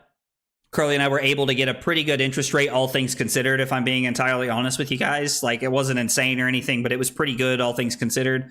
And we're moving into, you know, like, honestly, like, kind of like the perfect house for us. It's got like all the space. It's got a streaming room for me. It's got a place for us to set up Carly's stuff so she can play Fortnite and all the like Zelda and all the games she loves to play. I don't know, like, it's got all the things we love about like a house and a home. And, you know, I know this sounds really tacky and kind of lame, but like, I am so excited to move into our first home with my best friend. Like, I know that sounds super tacky, but it's so true. Like, I truly don't know what my life would be like without Carly around. In fact, I take that back. I do know it'd be a miserable void because, like, Carly makes everything better, and I'm super excited to be like moving into our first home together and everything. It's just really exciting. But man, and I cannot stress this part that I'm about to say enough. I am not excited at all to pack. At all, fam. Dude, yes, there is going to be a streaming room because Carly spoils the shit out of me. There's going to be a streaming room dedicated to streaming. It's going to be awesome. Because right now, bro, I'm in our living room. Like, I'm just going to be honest with y'all, in our condo that we rent, I'm in our living room right now, fam. So, but I'm excited to move into our house and everything. Dash is good into Enigma. Well navigated last turn. Thanks, Jay. I appreciate it, man. I appreciate it. Guys, we're going to take a small break. I am behind a big hydrate. I'm going to fill up my water cup. And when I come back, we're going to be playing more Dashio. Thanks for hanging out tonight, guys.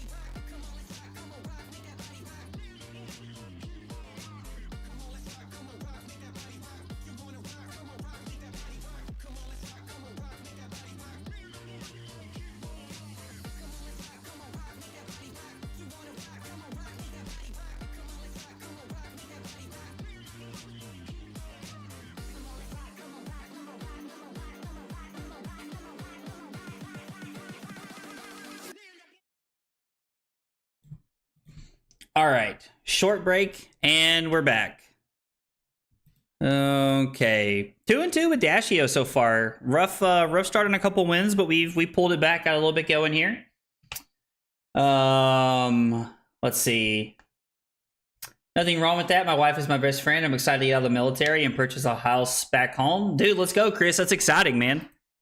That's super exciting, dude.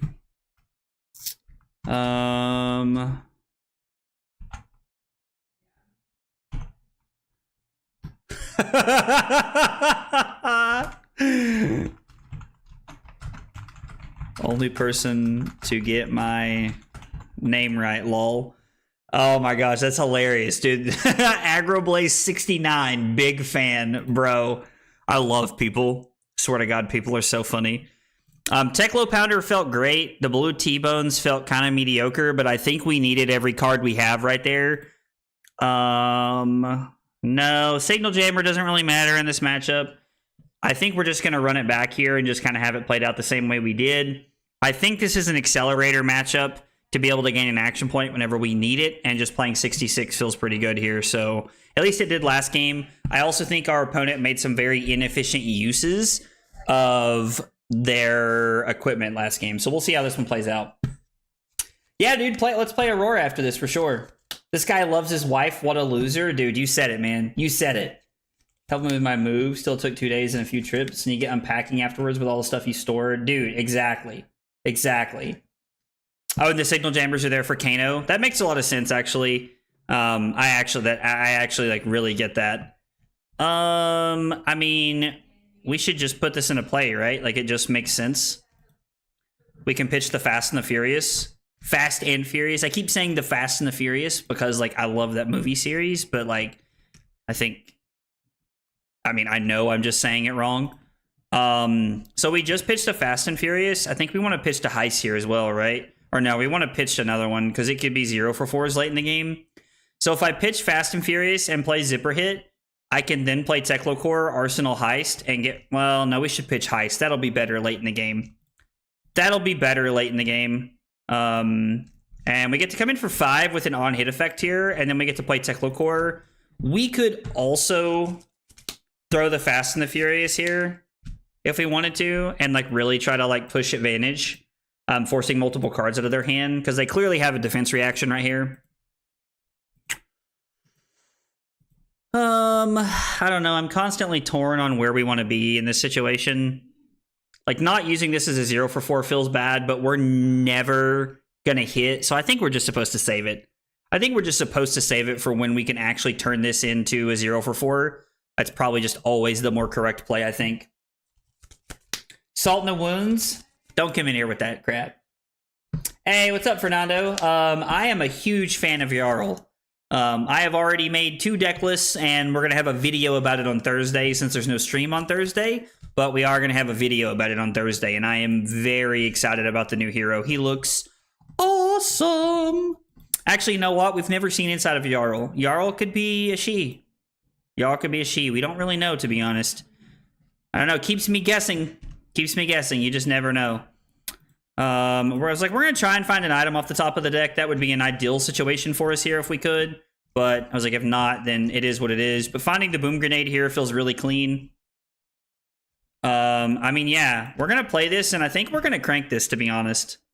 Like, cranking turns this into a 0 for 4 and turns everything else into very powerful interaction for us here. Pitching this to come in with the Medex feels great. I also don't mind boosting away the Teklocore here. So we do know that Jarl's a guy. Is that confirmed? Like, is that where we're at? Is Jarl 100% like a guy? We're like, we're sure on this. We're dedicated here. We're locked in. Boom grenade comes through, and I think I'm just gonna go ahead and throw. No, I want to save that for next turn, right? Yeah, we're just gonna pass and save this, because I would much rather have this hand this way. This feels so much better. So we're gonna go outpace for 4. I'm gonna spark into a boom grenade, I think. Or are we better off to spark into the... Guess it depends on if we draw blue, right? And this being for 3 sucks. 65% sure that we've seen it? All right. Jarl is Valda in disguise. Listen, I'm here for that too. I'm not sure if pronouns have been confirmed, but their face can be seen on an aura blue, I think. Okay, I mean, that's fair. I get what we're saying now. I completely understand what we're saying now. I actually get to go get a boom grenade and I don't even have to crank, which is amazing. We're just going to get a red boom grenade and not crank. Or we're supposed to get Cerebellum Processor here. Nah. Drawing into the outpace does not feel great here.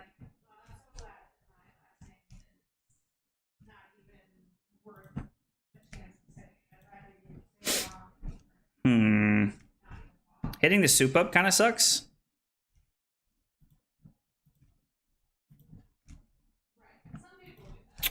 I mean, I was like, this doesn't look like it's going to hit, but if it does... Hey, let's go, Drew, with 11 months of that tier 1 support. Dude, thank you so much, Drew. I really appreciate it, brother. It means a whole lot, fam. I appreciate it. Mini Borks. Mini Borks. We are not going to crank. We're going to throw this and not boost. Doing everything we can to conserve here, but I don't know how well that's panning out for us here. Maybe I'm not supposed to play the boom grenade. Maybe I'm supposed to let it go. Yeah, I don't know. It's a tough decision. Maybe set up a Cerebellum since they Dense Blue misted. I mean, I guess that's true. It could have been better just to be in that situation. That's another opponent who used Traverse without having Transcended, which is really intriguing to me.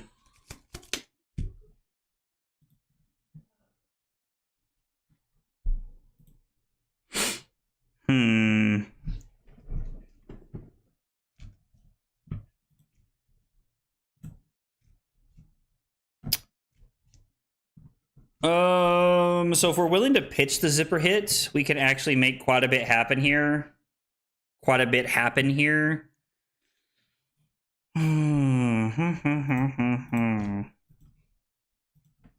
Being able to play that off the top is very nice. Very nice.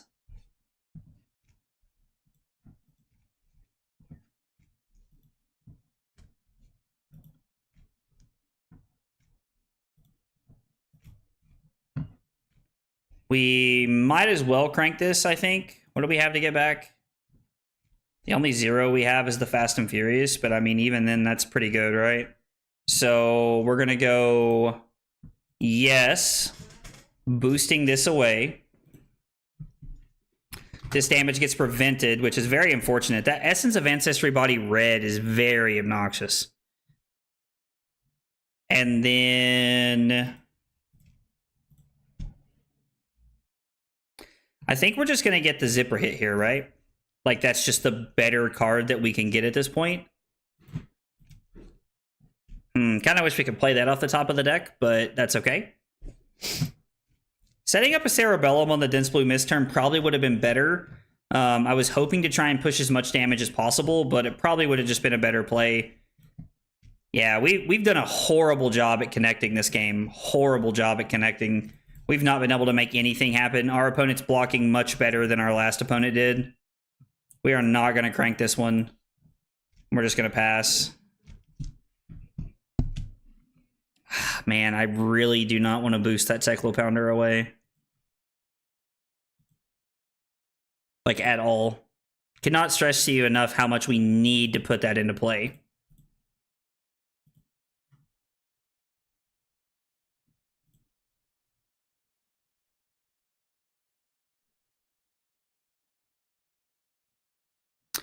I mean, we could just play Cerebellum Processor, right? We could activate this to get back Medics. No. It's 2 turns off we're taking. So I think we're just going to have to let this go.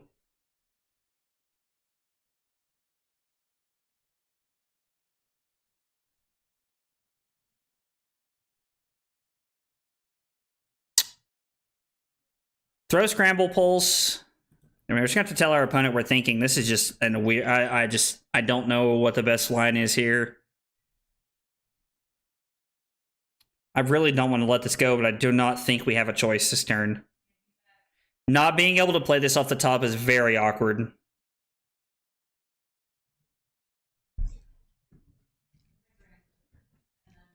I mean, we could just play Processor and Arsenal to Scramble, Pulse, and Pass. They don't really have a lot going on. I think we need to set up here. I know this is incredibly weird. I mean, I guess we could, like, crank this to draw a card, but even then that doesn't help us, right? Because we haven't boosted, we can't Accelerator. This being exactly the card on top of the deck is very bad. Maybe when I Spark of Genius 2 turns ago, I should have sparked pitching another blue, and I would have been able to go search for a Teclo Pounder. We're going to Arsenal the Scramble Pulse. That's fine. That is honestly so okay with me. And pass. I mean, yeah, it's weird because, like, I don't want to take the turn off, but I think at the rate the game is going, we're going to have to take the turn off. We don't have enough raw damage right now to not take the turn off. Hey, Josh, I did fill up my water while I was gone, so I got you. As soon as this game's over, I promise. They said they're thinking here. I actually really like playing the Truce. I think that's a very solid decision.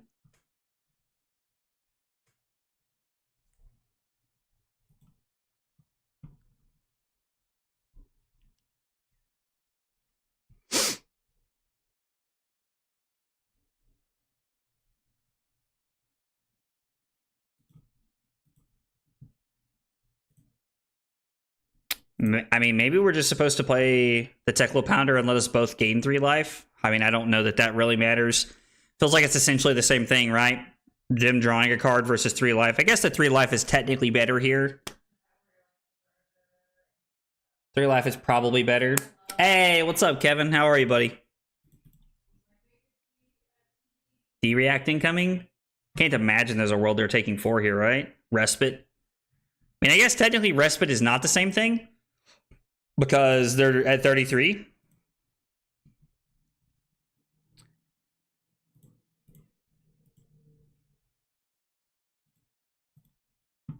I think I do actually want to Arsenal this. Yikes. Yeah, you know what? That actually pans out for us. That is so much better here.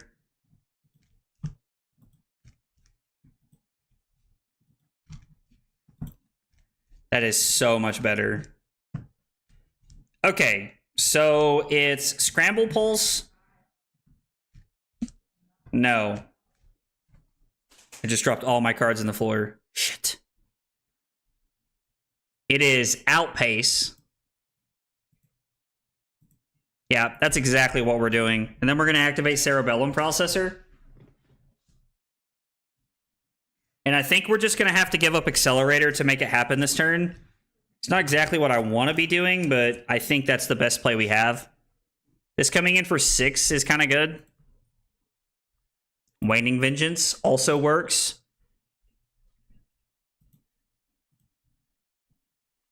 Okay, so it's Activate Heart, because I don't want to draw this, right? I have no interest in drawing this. Yeah, I don't want to draw this. We're just going to Activate Heart. Playing the Processor's fine here, right? And I think we are just going to crank this. We're going to draw a card. There's another Harpoon on top, which is kind of weird. It's actually kind of awkward. So it's Fender Bender. Yeah, I think at 23 cards, I think I took too long to push tempo early on in the game, to be honest. This turn is actually insane, but I don't think it matters here. Simon had you addicted to the game yesterday. Were you playing that simulator thing you sent me? This card's worth breaking Accelerator for. So crack to get an action point back. We are soup up for 4 going in. Right? Because I'm pretty sure we've destroyed an item this turn. Maybe I'm wrong. Uh-oh. I am wrong. Just kidding. That feels bad.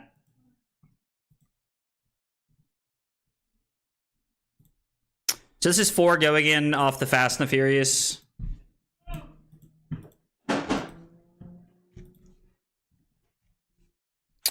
Using Harpoon here kind of feels like a waste.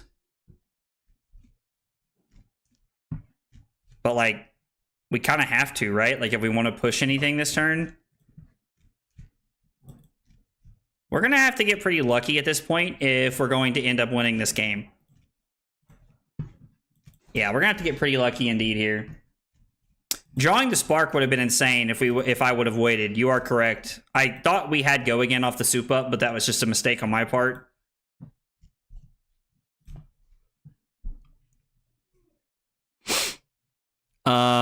So am I supposed to play this?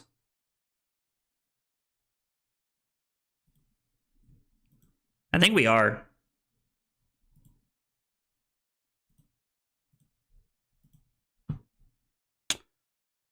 The counter on the boom grenade is probably more important at this point, I think. Which is a weird thing to say. So this is for 7 go again. On hit blue boom grenade. Sink below or fate foreseen incoming. Yep, there it is.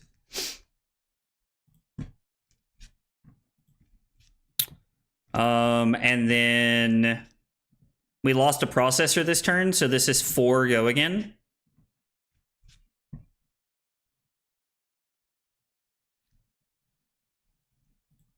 Maybe I'm supposed to keep the processor here this turn.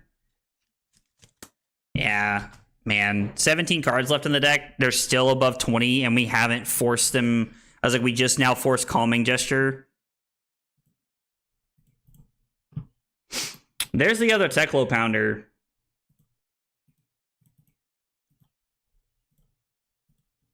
We do get to push some damage, and then the Symbiosis shot. How many high octanes have we seen? There's still 2 left in the deck, which means we can try to make a big late game push here with the Teklo Pounder. I have to say, if anything, watching Mara play this the other day actually really helped me out here. So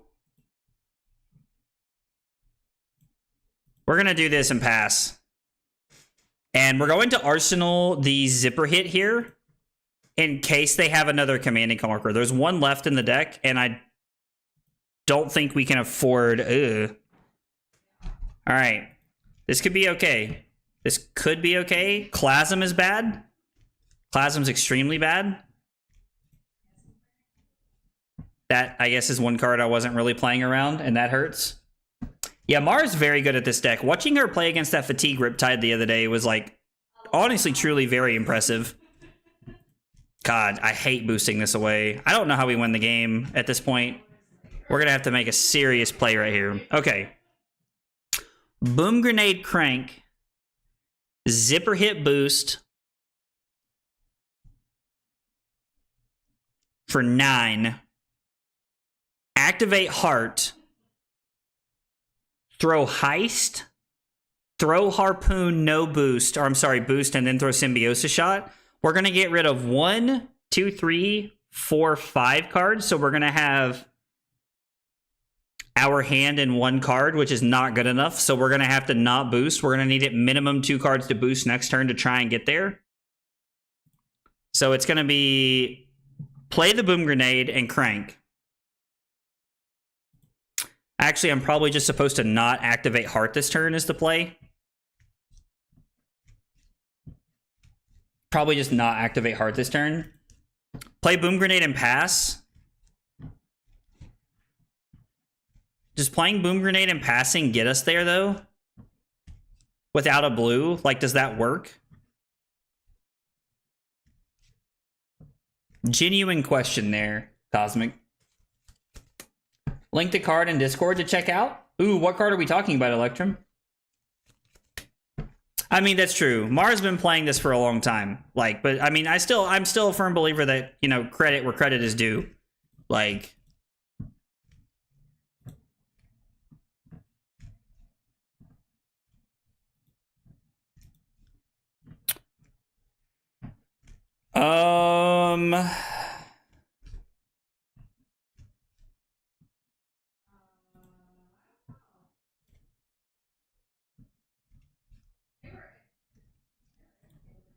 no. We need this to hit. We need this not to be a D-react is what we need right here.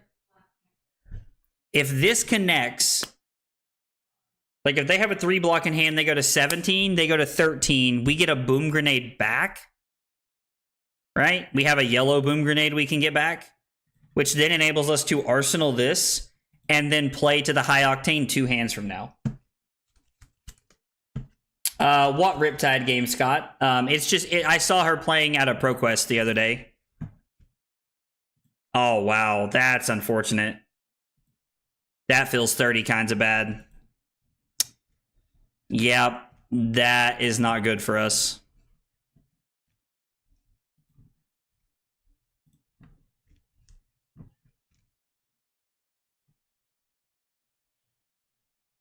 This hand feels like it has to be Cerebellum Crank into Boom Grenade Pass.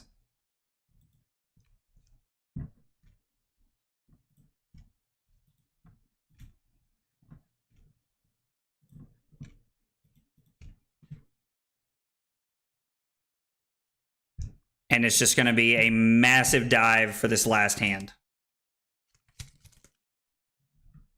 Because it's the Harpoon on the bottom and then the high octane.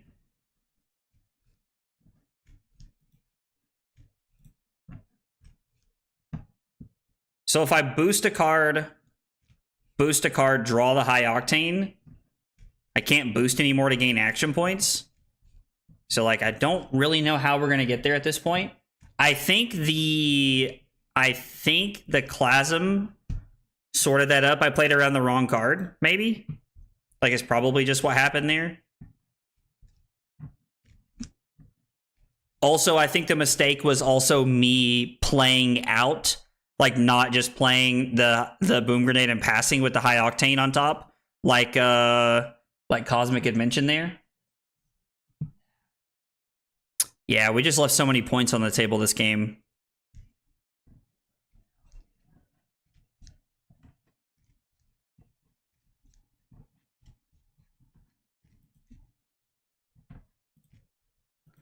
Plus, Scramble Pulse doesn't really matter this late, right? Because this is just 7, is all this card says.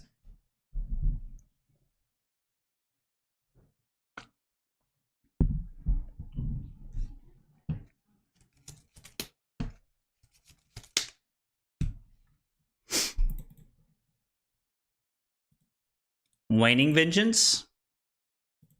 And Fate Foreseen. Make a Spectral Shield.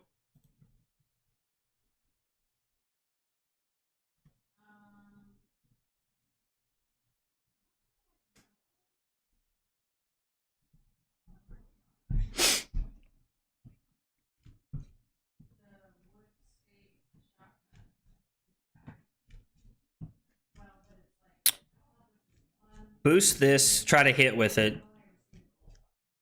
I would have 4 cards and then this card in my deck, and then I wouldn't... Are you even able to boost, technically? Because you can't boost, right? Is like technically how that works. I don't think we can get there from here.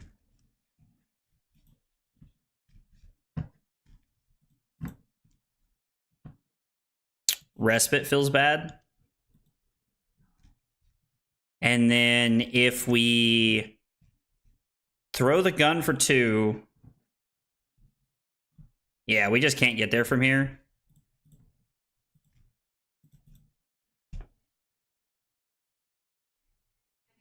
Yeah, because I don't think you can boost if you don't have cards.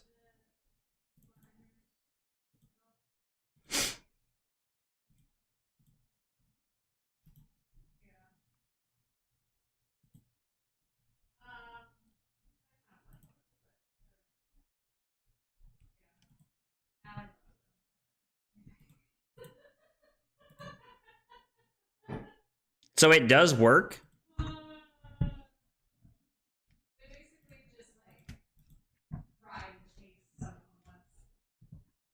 4, 7, and technically we gain action points. We're going to make one last final effort here. Like, we're going to make one final stand. If this works, which it appears it does. No, it does not. Okay, so it does not work. All right, never mind. Which I don't think it was going to be enough regardless, but either way. Yeah, that was tough. Like, I think I spent too much of the early game thinking about the late game instead of just like trying to play offense and put them on the back foot there. It's also the second Enigma that's paired into me, and I don't really understand why, because it seems like an okay matchup for them. I don't know. Pistol 4 times and 3 boost cards. Yeah, I think I played that very wrong early. I was way too focused on the late game there, and I think I could have played that a lot better to try and make that work out the longer the game went on there. How many cards did you bring in? I brought in 2 Tekla Pounders, 3 T-Bones, Heist, and Scramble Pulse, 7. I was playing 67. Everything but Signal Jammers and System Reset. Or, I'm sorry, System Failure. So, we were on quite a few cards there. Against Iro, we probably just want to go first. I assume this is just value to block everything here. I don't know if this is just... Oh, so we're on 59, so we need at minimum 1 card. Maybe it's Heist. Maybe it's just Heist, and we just try to play 60 and run them over here. I'm not sure. I never beat Enigma without Max V. Oh, was that the Taylor Crawford snipe? You love to see it. You love to see it. My man hit me with the Aggro Blaze 69. I was curious why somebody finally got my name right. Makes sense, though, now. Makes sense, though, now.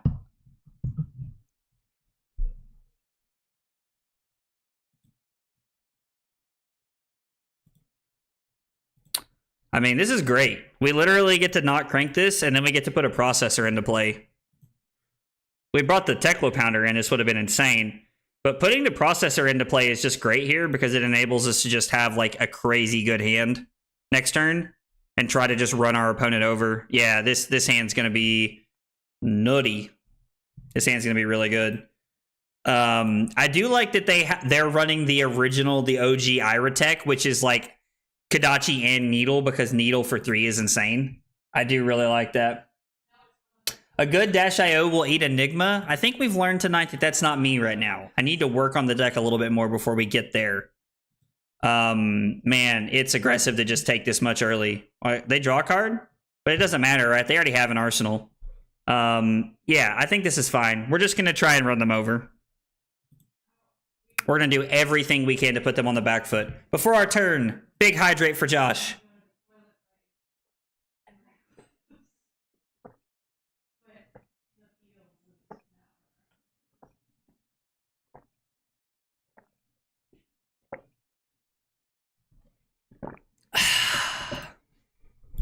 All right, Boom Grenade, and we're going to crank. High Octane in the 0 to 60 isn't exactly what I had in mind, but I think it's okay. We're going to go Fender Bender. Oh, Spark is crazy. Spark is crazy good.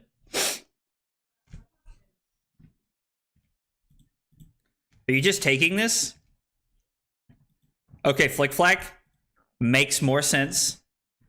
So we get to activate this because of our extra action point to draw into Spark, which then lets us go Spark for 0 here.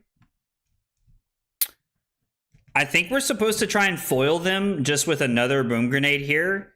Actually, since we have the blue, is it better to get this and crank it? We currently have, what, 1 floating? So we could actually get value here from getting the backup protocol and drawing a card. Also depends on like what we draw into, because we'll have 2 resources from there. Yo, Technogent with the Prime sub. Let's go. Techno, thank you so much, brother. Appreciate that, man. A lot of great content creators you could share that with every month, and I appreciate you letting that be me. Is it just Cerebellum to draw an extra card here?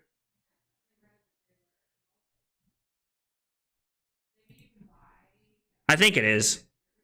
I think it is. And then it's Harpoon for 4 go again. And now they get some of their armor to try and block here, which is okay. Like, I think this is fine if they're, like, looking to... Wait, what? Oh, they revealed a Winds of Eternity. All right, so this blocks out.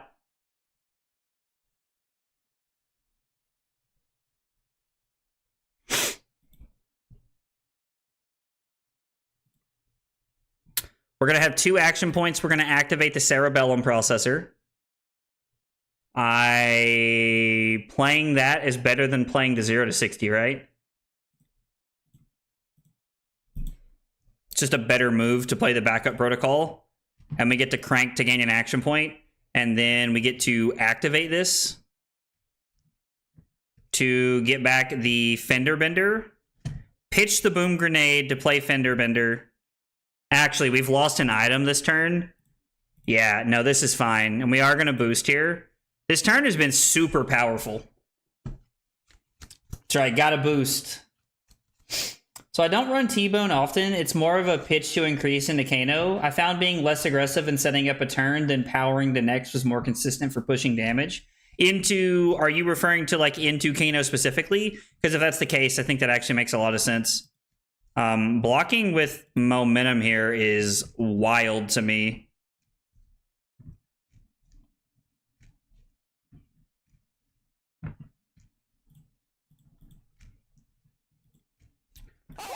I mean, if our opponent's able to block this out, then they are, you know? Like, it is what it is. Yo, let's go! Chris Yabara, coming a member of support on YouTube. Brother, thank you so much, man. I really appreciate that. Means a whole lot, brother. Appreciate the support, fam. All right, so this is 2. 2 more, and we're gonna hope that, like, the Boom Grenades come across here, because this turn has been, like, nutty good. And it would be sad if we weren't able to cross the finish line here this turn. Although their last card in 1 equipment blocks out the Boom Grenades, so I was like, I wouldn't be surprised if they were able to, but we did get a lot of tempo that turn, and that is relevant. That is a very relevant part of this puzzle here.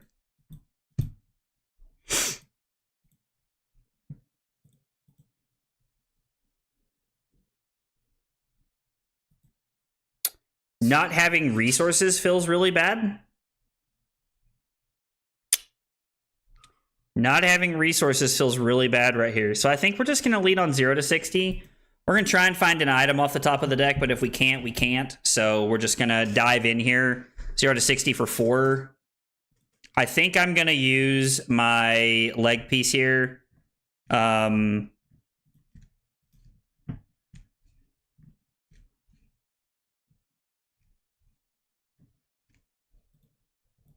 We'll see what's on top of the deck. Red zipper hit. No, let's not do this. We can draw a card. Activate Heart. And then we have 5 boosting. I mean, we're getting rid of a lot of cards here, but... Hey, what's up, Adam? I think the perceived meta is that Dash is the premier aggro deck, and since you can't race it, you should try to fatigue it. I think a lot of people are going to be fatiguing the Dash IO deck, which it makes a lot of sense because like Dash has been like historically known to be susceptible to that kind of strategy. So I actually think that is like a really good play. So what if I boost? Oh no, I can't boost and draw this card, right? Yeah, we're just throwing the Harpoon, not boosting and then passing. And we'll just throw the Adaptive Plating in front of something that they want to throw at us here. How am I becoming a hypocrite, Josh? At first, I was searching out all 3 Cerebellums all the time, pushing huge damage and then fatiguing too fast and playing a little bit. Okay, so you think that like on again, off again turns are like a better answer to like what the Dash deck wants to do? And I mean, I think that's fair, right? Like that actually makes sense.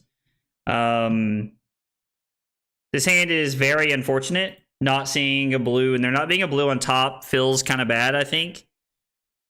We're going to take the Kadachi. They throw the needle at us. We'll just, like, the needle's fine. I mean, we're going to give the plating just because it blocks efficiently here. Highly doubt they're going to, like, throw something crazy at us for the last attack here. I guess it does just give us more cards with the Cerebellum, which makes sense. So we did get a little punished for the way that I decided to block here. I mean, we're just forced to give this up and play out our turn with a 5-card hand. And then, man. Yeah, I guess if I crank the Boom Grenade, I get the value of being able to draw an extra card off the Cerebellum, which would have let me Arsenal the High Octane instead of the 2 for 5 last turn. Now, with the way our hand panned out, I don't really think it was going to matter a ton, if I'm being honest, but I get what you're saying. It's definitely a better play.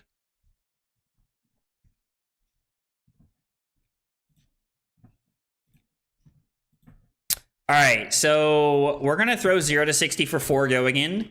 We're going to pitch Fender Bender and Outpace to play the Heist. And if it hits, we're going to get a Boom Grenade back from our Banish Zone, which after the blue Flick Flack, it is more than likely not going to hit, but that's still okay. And we're going to set up a powerful High Octane in our arsenal with 3 counters on the Symbiosis shot. I believe your hypocrisy is due to your proclivity to I/control heroes despite your name. Makes sense. Makes sense. I definitely have some hypocritical tendencies when it comes to the heroes I like to play. But when I picked the name when I played Magic, man, was it on point. I'll tell you that right now. Yeah, this hand's very good. This hand's very good. How many blues are you on? Punished with all red hands. So this is actually Cosmic's list from chat that we're playing right now. The list that I just saw Drew's message from Twitch. Josh, do you wipe your ass front to back or back to front? Bro, Josh, man, Drew out here with the real questions right now. God. In the list I was playing, there was 20 blues in the main deck that we were running, so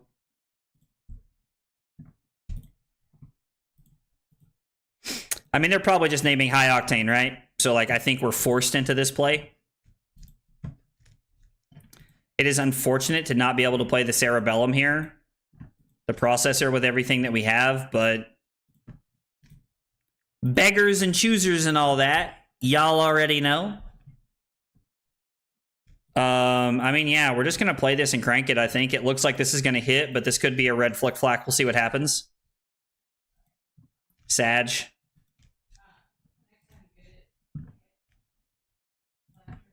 It's also very unfortunate because that means they're going to block the red zipper hit very efficiently. Damn. Yeah, Flick Flacks are just insane in these aggro mirrors like this.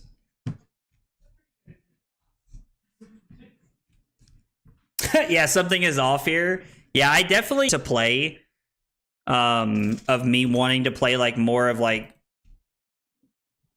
okay, I was like Talashar's lagging. Of me wanting to play more of like the mid-rangey, like grindier decks is because when I played Magic, all I ever did was play like the aggro decks of every format. And so I told myself, I was like, I'm going to branch out. You're going to be like a more diverse player. And now I've gravitated towards just playing a lot of the mid-range decks. And so now I'm trying to keep myself honest by going back and forth. The fact that our opponent has been able to block out like almost every Boom Grenade hit has been very unfortunate for us. Yep.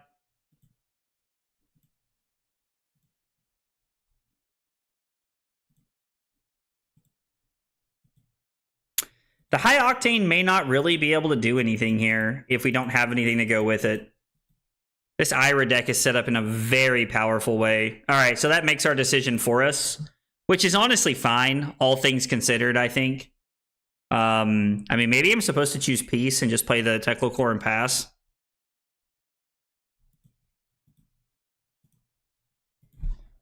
So that means I can't play things off the top of the deck either, right? Yeah, like that. It's not a possibility for me to even play things off the top of the deck here. Yeah, that's unfortunate. I don't think we're gonna boost here. I think we're just gonna leave the blue on top because we know it works well with what we want next turn. Ira best deck. Ira's pretty good. Yo, Riddler, what's up, brother? Is Taylor streaming tonight? It's like it's kind of late for Taylor to have not started yet. I mean, if not, he could be like streaming tomorrow. Or I guess he's streaming on Thursday. Yeah, guys, this is going to be the last stream for this week and for next week. Just with everything going on with Carly and I moving, there's not going to be any streams the rest of the week. Or I'm hoping to stream some later next week, but it really depends on how the moving situation goes.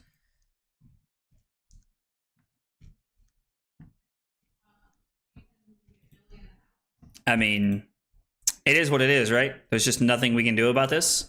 We're forced to go to 3. I could technically block, but they get to take a boom grenade here, and it sucks. But it is what it is. Is Josh Lau streaming tonight? He's probably live right now, then, I would imagine, if I had to guess. If he is streaming tonight. He normally...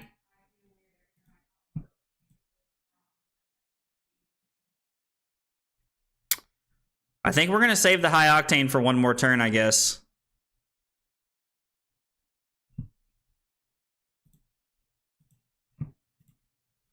I mean, we're at 3, so we probably don't have that ability. It's probably just a mistake to not play it this turn, but we have no counters on it.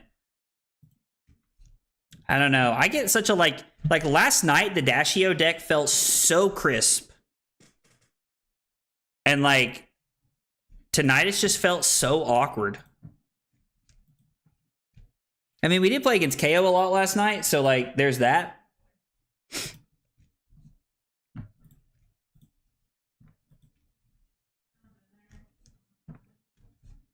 Like, playing against as much KO as we played against last night really, like, I don't know. It just, like, really showed us that this is a good aggro deck. But I don't know... I just don't know how to play it, I guess, very well. Maybe things aren't lining up as well as they were last night. Also, like, our opponent's just playing an established mid-range deck, and, like, I'm trying to learn my deck, which does not help.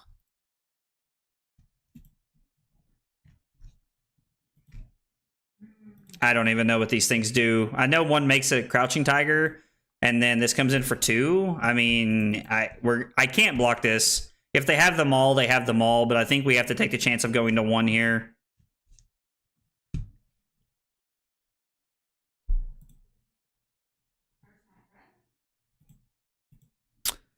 Blow up the Teklo core.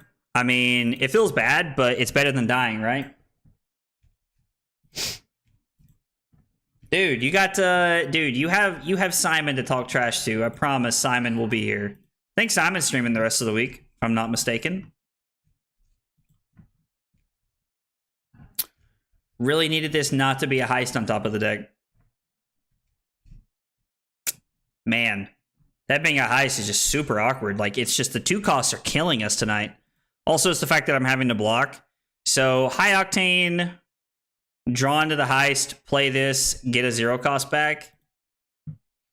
I mean...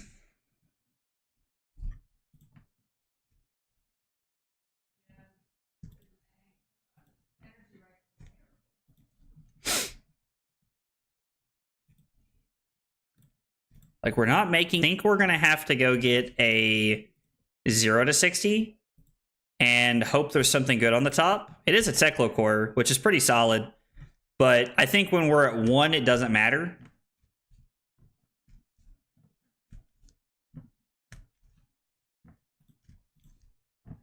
There's that boom grenade we pitched early.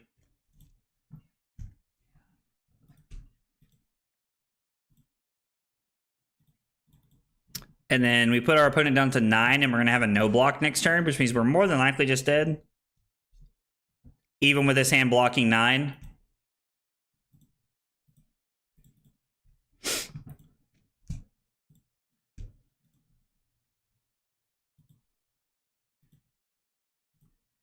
Need to keep a blue here if we're gonna make this work. Also, the fact that like we just can't kill the needle is insane. Like, it has been so long since I've had this like just done to me over and over and over again by an Ira that I kind of forgot what it's like. Good game, opponent. Man, I think I'm gonna go back to the dash list we were playing earlier because like this one, like it's just felt incredibly awkward in most games. Like we won a couple games with it, and then everything past that's just been super awkward. So I think we're gonna go back to the list that we were playing earlier. The one that I've like kind of been working on that I stole from the Teclo Foundry. The Teclo Foundry actually released a Jarl video today, which I thought was pretty cool. I got a chance. Somebody sent it to me, and I watched a little bit of it, but I haven't had a chance to watch a ton of it. I do have a Jarl deck, a way too early Jarl deck tech video coming out on Thursday that I'm working on right now. I've been working on the list with Rob a little bit. Uh-oh, it's Nick. Nick wants a game, but he's playing Jarl. I'm going to be honest. I don't know how this is going to go. I like truly have no idea how this is going to play out. We probably want max V, right? Like we probably maybe like against Jarl, Command and Conquer, Spinal Crushes, Buckling Blows, stuff like that.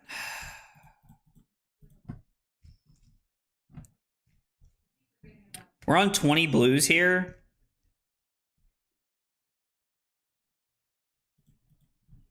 Let's just run 66. See how it feels. I love that Nick's playing Coronet Peak. I think that's 100% correct. Boom Grenade, Crank, Spark for 0, get a Cerebellum. I mean, I know that it's unfortunate to not be able to like really get the value we want there, but actually, is it Dissolving Shield? No, it's early. We have all of our equipment. It's just Cerebellum here, right? It's just Cerebellum. Dude, Nate, I'm so sorry. I forgot about us playing, brother. I promise after this I will back out and we will play one. I'm sorry, man. I'm the worst about that kind of thing sometimes. We are not going to crank. I am going to play this off the top, though. Putting 3 items into play is insanely strong here. And this hand looks to follow up pretty well. But yeah, Nate, I'm so sorry, dude. I completely forgot. Hey, Kit, what's up, brother? Max V in the other chest. Did we want the other chest so that we could block 2 and then use it to just like pretty much guarantee Max V? Is that the idea there, Florian? Is that what you were thinking? Ira's insanely cool, and I think Ira's going to do a lot of dumb things. So Jarl is coded, but nothing else is, to my knowledge.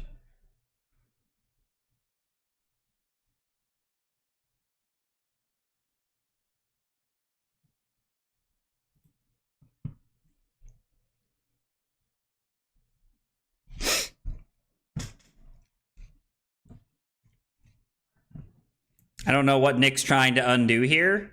Oh, he doesn't have an ice card.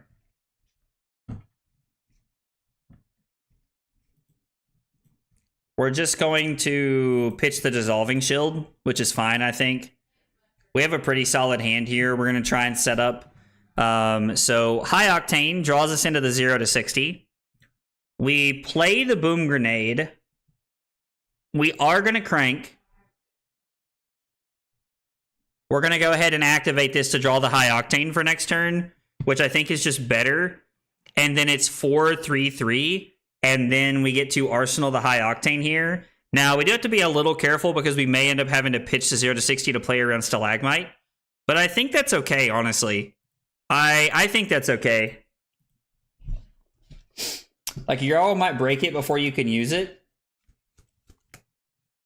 Oh, Jarl... Oh, I got you. I think, I guess that's true. Jarl could destroy something that's not Teclo Foundry Heart, right? That makes a lot of sense. Battle-worn equipment's going to get a lot of value looking at Jarl, right? Like, playing against Jarl? Interesting. That's a cool way to think about it. I mean, I guess they could, like, mangle Teclo Foundry Heart. Doesn't matter, right? I guess to some extent here.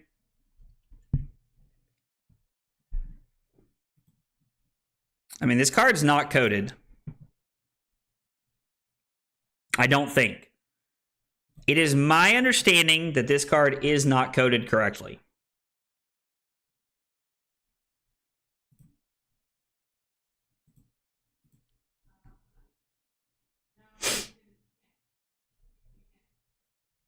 We still have action points. And there's also a world where like we could be willing to pitch the high octane and just know that it's there for second cycle. Yeah, exposed to the elements is another good one. I actually don't have exposed to the elements in my list. In my current Yarrow list, to be honest. Which like I think most people think is crazy. And to some extent I agree. I mean, yeah, they have Mangle and stuff like that, right? But like there's not... I guess the other card like puts a counter on something. Yeah, I think considering that Nick blocked with Stalagmite, there's not really a reason to do anything else. We have a powerful hand and all of our equipment we can use. So I think I'm just going to keep... No, I really want to boost this away, right? But man, not arsenaling kind of sucks here. Yeah, we're just going to pass. We're just going to arsenal the high octane and pass here and just play for that turn. Hopefully it's not like a Command and Conquer here. Technically, Pummel's not up yet, so... Nick also played the Channel Lake Frigid last turn, like, and didn't have a card to keep it around. I think he thought Oakenold had the Ice Text on it, but...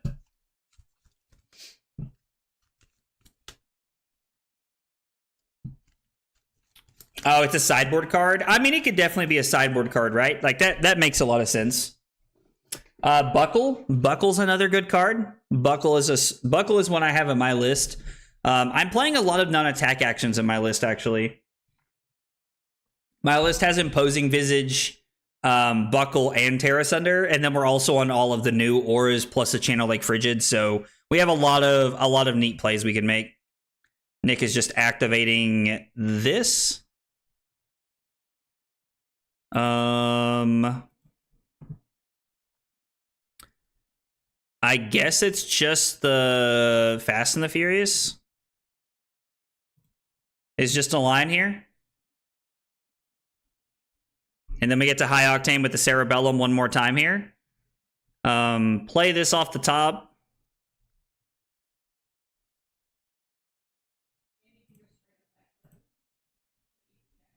We will crank this. We'll activate this to draw the blue because the blue's actually very good here. And then it is T-Bone to force a piece of equipment. We'll see if Nick gives us Stalagmite here. I mean, getting Stalagmite twice this early in the game would be very good.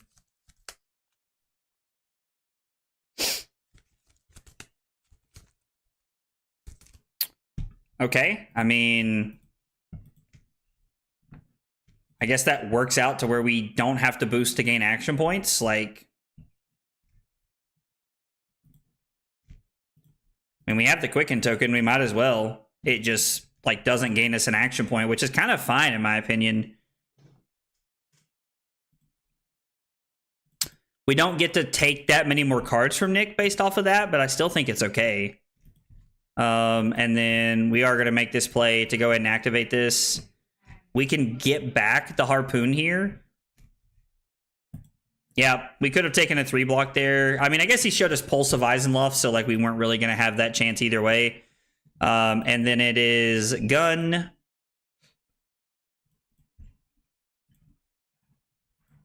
So he has... Oh, no, that's not what I wanted.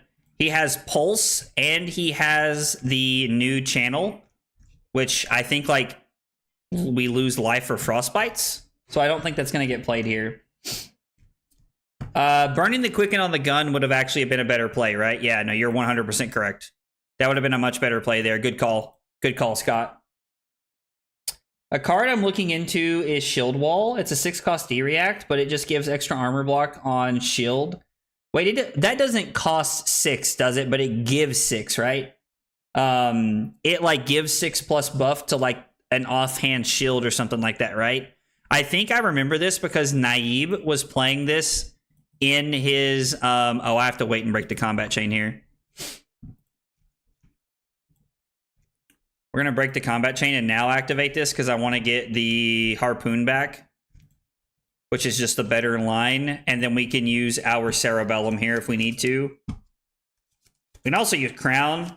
I'm sorry, when I say use Cerebellum, I mean use it with the adaptive plating. We have multiple options as far as like blocking this turn and what that's going to look like. Rutro Raggy. What are we fusing with?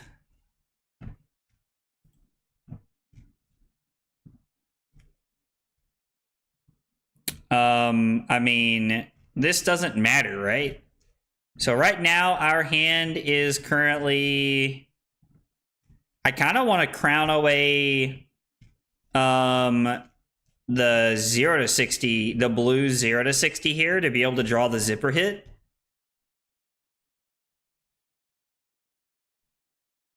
And if we get pummeled, we just kind of get punished here. I mean, this doesn't... Like, we're just going to say no blocks. Like, Nick didn't fuse, so this is literally just 7. Wanted to play the pummel here. All right, so we take 11, fall down to 25, and we discard a card. We're going to discard the blue 0 to 60. And Oakenold doesn't have anything here because he didn't fuse. Cost 6 if you control the Guardian offhand.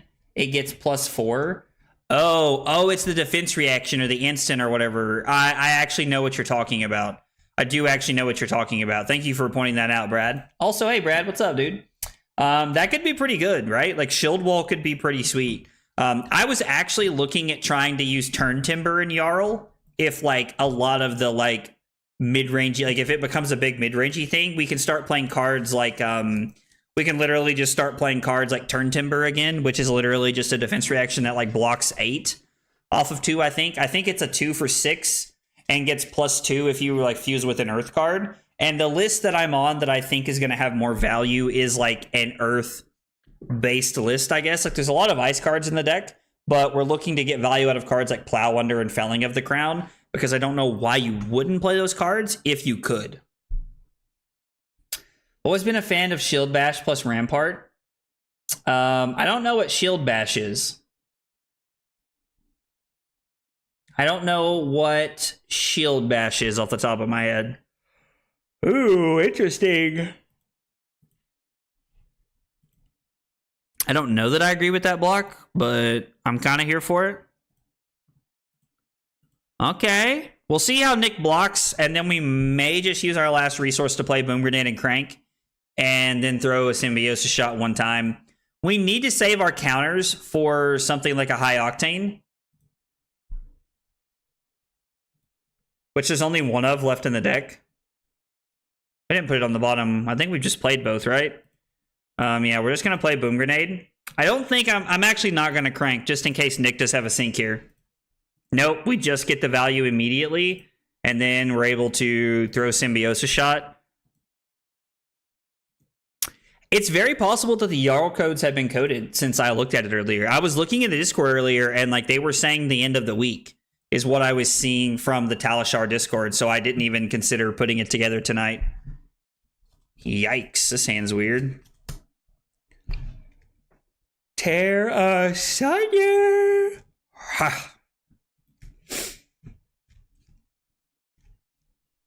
Tear Asunder's so good, bro. Love Tear Asunder. I think we are just going to block with all of our equipment here, and we're going to put the throttle on the bottom.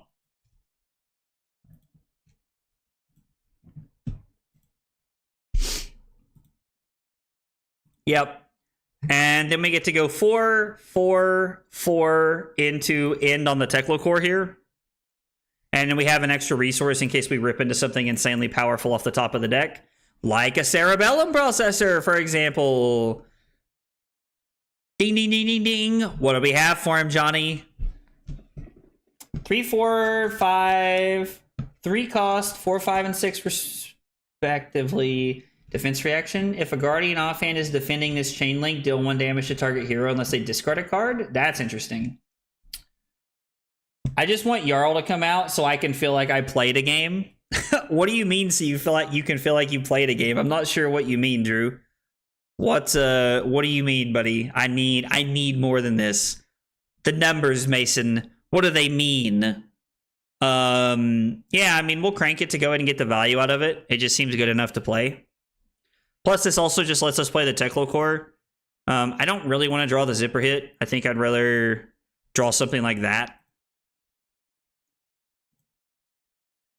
Yeah, because this lets us get back a harpoon again, which is bananas.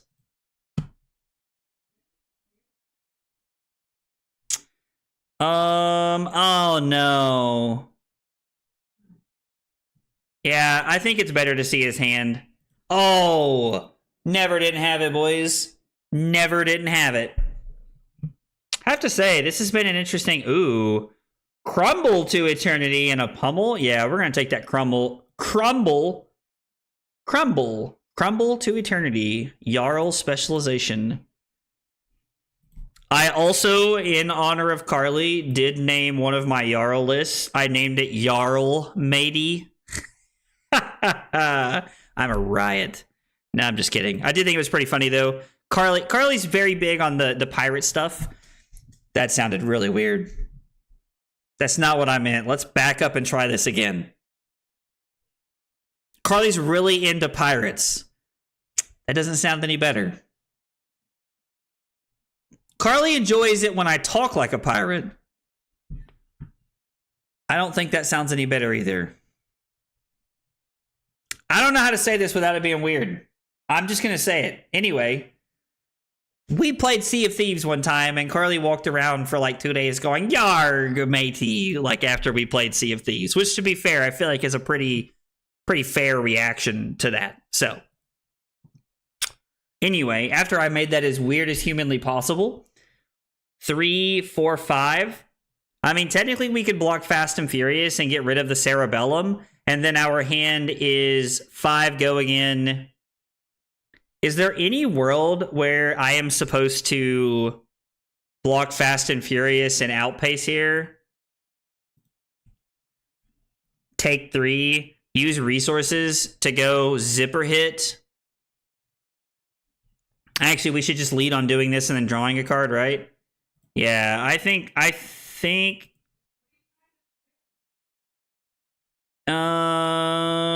I think this is good. I think this is a fine play here. Pirates are cool. I should have just said that, like, pirates are cool. I should have just said that, but instead I made it weird as humanly possible. Brad, I'm glad you're getting a kick out of me not knowing how to talk tonight. Oh, man. Also, did Nathaniel unsub and then resub again? Dude, you're such a troll, Nathaniel. Carly loves piracy. I am also a sucker for some pirates. I'm all in on Jarl when he comes out. My first hero was Oldham, but he LL literally a week after I bought the starter deck. Oh, dude, that's unfortunate. I'm sorry, brother. Yikes.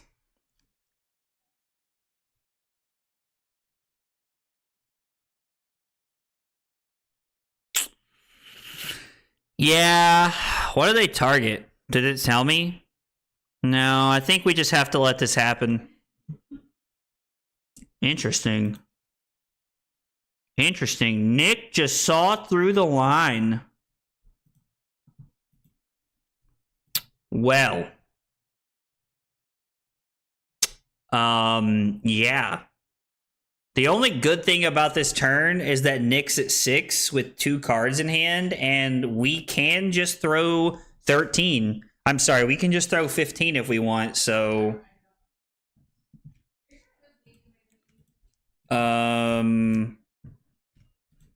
So Nick blocks 4 card and Tunic, goes to 5, takes this, takes the gun. Gotcha. There is actually no wait. There's a way better line here. We can use the gun with the Quicken token, just like somebody was talking about earlier. Oh, we knew this was the winner's bite, so this actually we knew this was it here, right? It's extra funny because I too could not talk tonight. I mean, sometimes you just have those nights, you know. Sometimes it just be like that. Sometimes it do just in fact be like that. Yeah, we're just supposed to boost. I know it's the high octane, but Like, it just doesn't matter. Nick's just at 2 here, so we just have the game locked up at this point. 16.2 over 6 turns is pretty solid. I mean, 16.2 is just a good AVPT, right, in general. Like, the Dash has a very, very high AVPT almost every single game, which is crazy to me. All right, we probably got time for one more. We're going to play against Nate. Let's see. We're going to send Nate. Let me find him on Discord here, and I will send him. Nate. I was just talking to him the other day. He's like, he's got to be close here. All right, Nate, I sent you the game invite whenever you're ready, brother. Oh, I was tagged in something in the Discord. Found the card I was trying to tell Agroblaze about. This is, I think... Oh, we think this is Jarl? We think Never Yield is Jarl? We're just gonna share this with the group. We think that Never Yield is Jarl.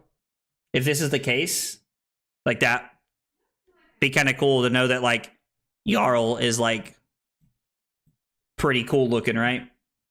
So, I mean, Jarl looks pretty cool. I'm not gonna lie. That's one dope looking dude. That's a crazy killer beard you got going on right there. I'm honestly here for it. Nate, I sent you the game, brother, so you'd have it. Hopefully he sees it. I mean, we probably want to go second, right?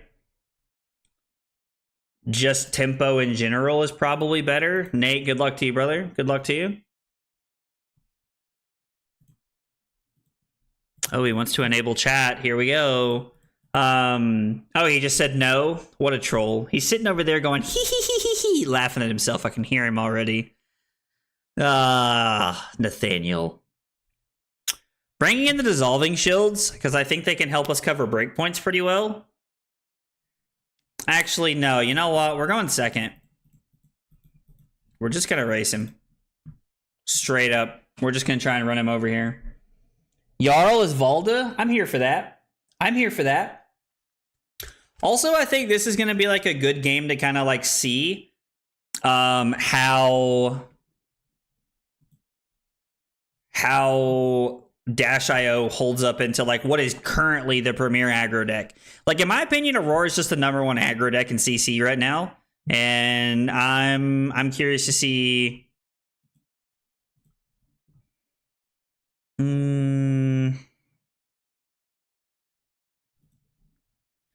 I think we have to be willing to let like 1 damage here and there just leak over.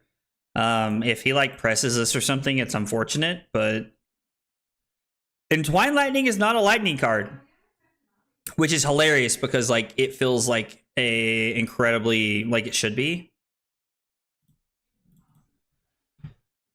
Taking the damage from the second strike feels pretty bad.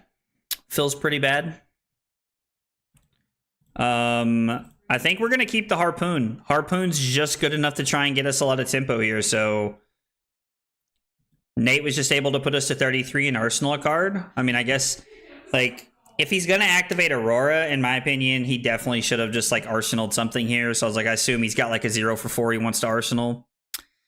This hand is incredibly weird.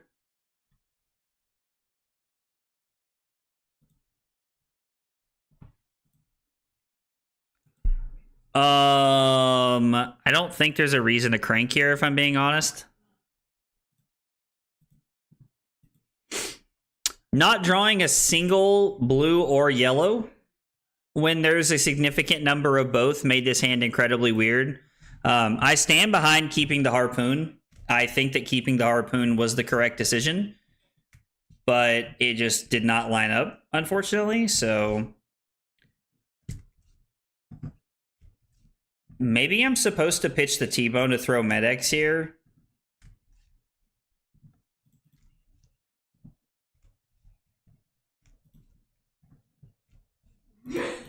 I mean, there's technically a chance Nathaniel's forced to show us a 2-block, right? 0 block and 2 blocks could happen here. Actually, there's a whoa. Is that the new Lightning Press art? That's insane. That's the full art version that I don't have. I don't own. Shields just slow you down. Fair enough. Why Dio? Because turns out drawing cards and making action points is better than randomly drawing and discarding your Blood Rush Bellow. Ask me how I ask me how I know. Oh, that's funny. I know that comes from a place of hurt, Brad, and I'm sorry to laugh at your misery, but it's kind of funny, brother. But it's kind of funny. All right, I think we're just going to have to try and get a little aggressive here. We're going to have to be aggressive. Be aggressive. Yeah, we're going to try and use this hand to strip a lot of value from Nate and just do as much as we can. We know that he has a lightning press in hand, and I think he's just going to let this 4 come through. I think you'd rather have the lightning press than the Gone in a Flash here.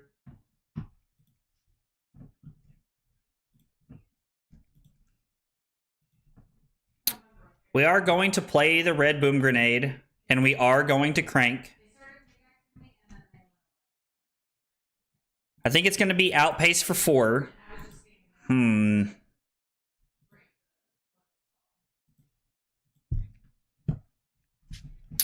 Yeah, I think it's just going to be outpace for 4, and we're going to see how Nate approaches this. Hopefully there's not another sink below in our future, because a red and a yellow boom grenade is worth 7 points. And there's also like a decent chance that Nathaniel has a hand that just doesn't block super efficiently. The fact that he wants to enable the chat tells me something is going on here. That something is going on here.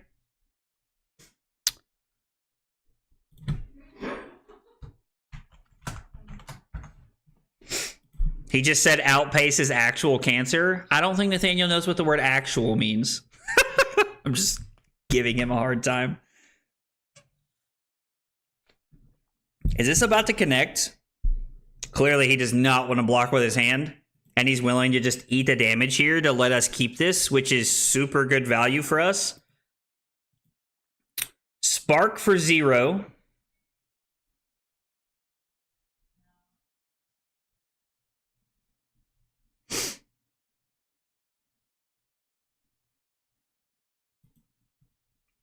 I think we're going to crank. Drawing that's kind of weird.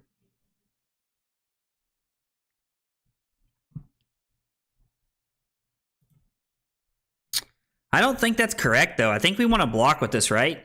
Is there any world we're supposed to play Cerebellum Processor?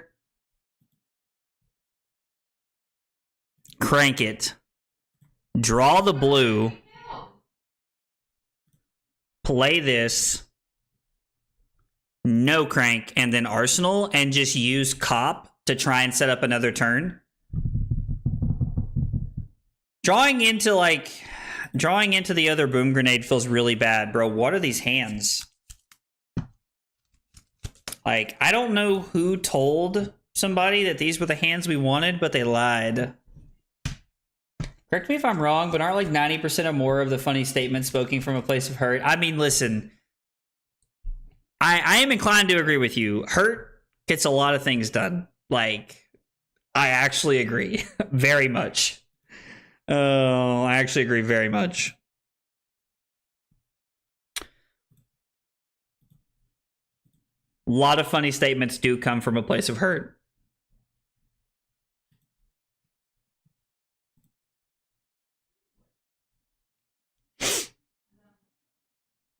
Yeah, I mean, we have not had a good hand so far.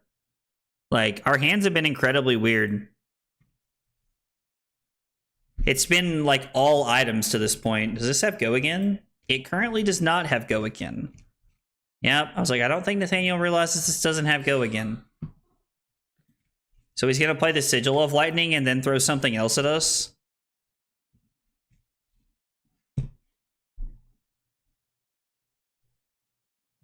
I mean, it's probably just no blocks, right?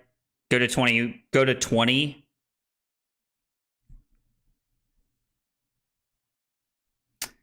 I tend to spark for backup most of the time if I have a blue or yellow in hand. Boom grenades tend to come in and do nothing most of the time. I mean, that's definitely what happened right there. So I was definitely experiencing what you're talking about right there in that situation. For sure, brother. For sure. If they do throw... If Nathaniel throws a snatch at us here... Which, like, is possible. Activated Aurora when he has a Sigil of Lightning in play. Tells me he wants us to have go again. Just kidding. It tells me Nathaniel's a Bagnon.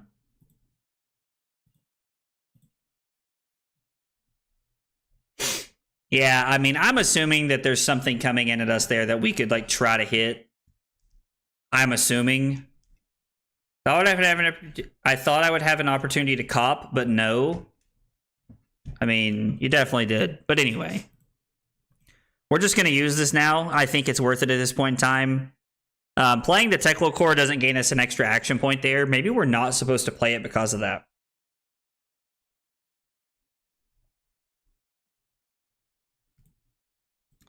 Draw the red zipper hit. That feels a lot better than what we were just looking at. So it is currently play the red boom grenade.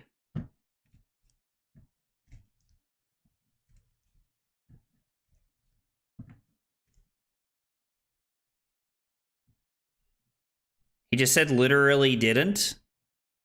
I don't know what he's saying. I don't know what he's talking about when he says literally didn't. I'm assuming he's listening to the stream is what's happening, because I don't think Nathaniel's watching. Like, neither of us are getting, like, he's not getting good testing from that, in my opinion. So pitch boom grenade this turn to play Teklo core early. Talk about playing it last turn so that we could have the resources from it. I mean, I guess we could have gotten value out of the processor here if we had made that decision. It would have given us another look at trying to make something happen there as well. So it definitely could have been the correct decision to put Teklo core into play last turn. That could have been better. Yeah, I mean, this feels really good. We also have another 7 damage in play. And Nathaniel's going to have to be willing to give up multiple cards here if he wants to stop this.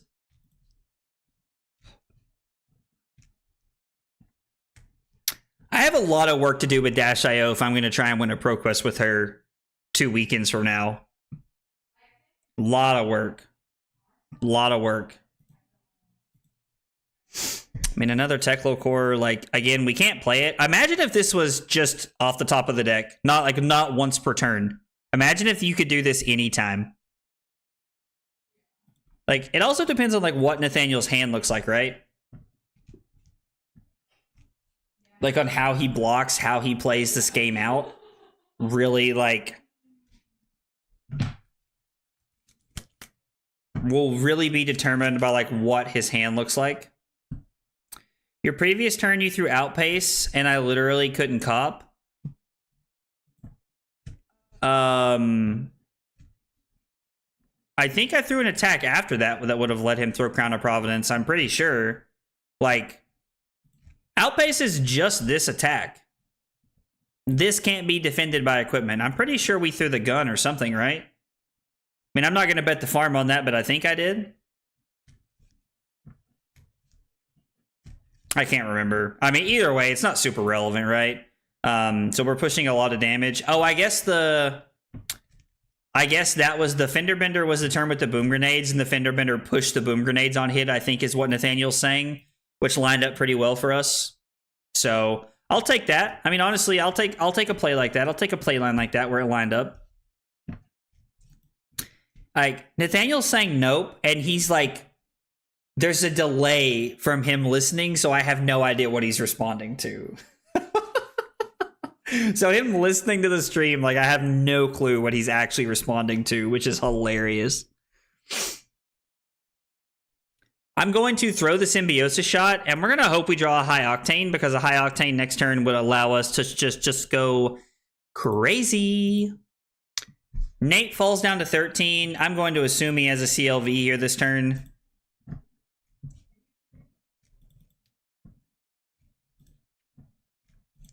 Like, I don't know what else he would be doing if he didn't have a Channel Lightning Valley this turn, so we did not draw the High Octane, which is unfortunate, but our hand is really good.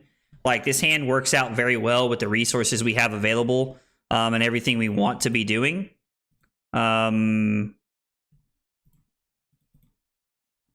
Just in case it's the CLV, we're making a soul read. Okay, it's discharge here. So it wasn't the CLV, which means we could get punished for that block. We could get punished for that block, But we do have the adaptive plating to just go ahead and block the processor here, which seems fine. I think it's going to be hard for Nathaniel to deal 25 this turn. Like, I don't see there being a world where, like, he can deal 25 to us, really. I think we're just going to say no blocks here. If this is CLV, it's CLV. Like, there's not really much I can do about it. Double goes agains, lol. I mean, yeah, this is Omega go again right here. It would have been interesting to know if we would have been able to deny him the CLV this turn. Oh, also, I just realized we did not bring an Arcane Barrier into this matchup. Whoopsie. Which meant that if he had activated Grass last turn, he would have got it instantaneously at the start of the turn. Every time you get to play cards in your opponent's turn with a Dash-IO hero ability, it gets active in your turn again. Okay, so it's just giving you the chance to, like, play multiple items in one turn, basically. Or, like, I guess in, like, one turn cycle, I guess is more accurate. So that makes sense. That makes sense, Florian. I appreciate you pointing that out. And, like, again, like, this is, like, the second night I've really ever spent trying to, like, learn Dash-IO. I've played her a little bit. Ooh, double CLV is awkward. I played her a little bit, but nothing crazy, to be honest. So I assume I'm always thinking, man, I need to play around Snatch here, or I need to do this, or I need to do that, or blah, blah, blah, blah, blah, and it just never happens. So it's going to be Boom Grenade. We are going to crank.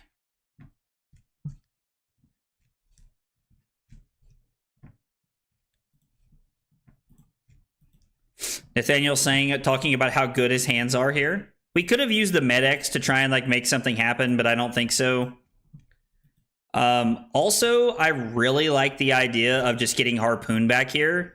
Playing the Protocol early in the turn enables this play, but does also, like, kind of, like, telegraph what we're doing this turn. Like, Med-X could also, like, put something really good into play here. It's like, I'm assuming this is Sync Below.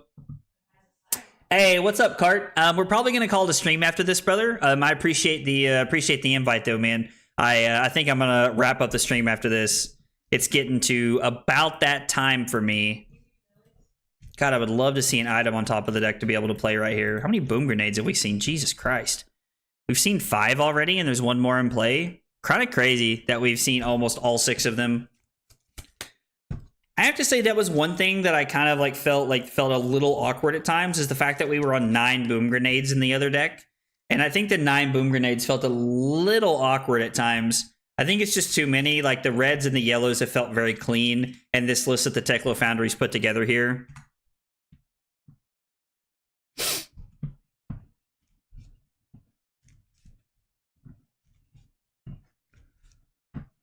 And I was looking, the only card that I'm missing from this deck is the adaptive plating. I have everything but the adaptive plating, because everything that I'm missing will come in the new deck. Like the Cerebellum processors, the leg piece, the new chest, it all comes, not Teklo Foundry Heart, but the new chest all comes in the deck. So that works out pretty well.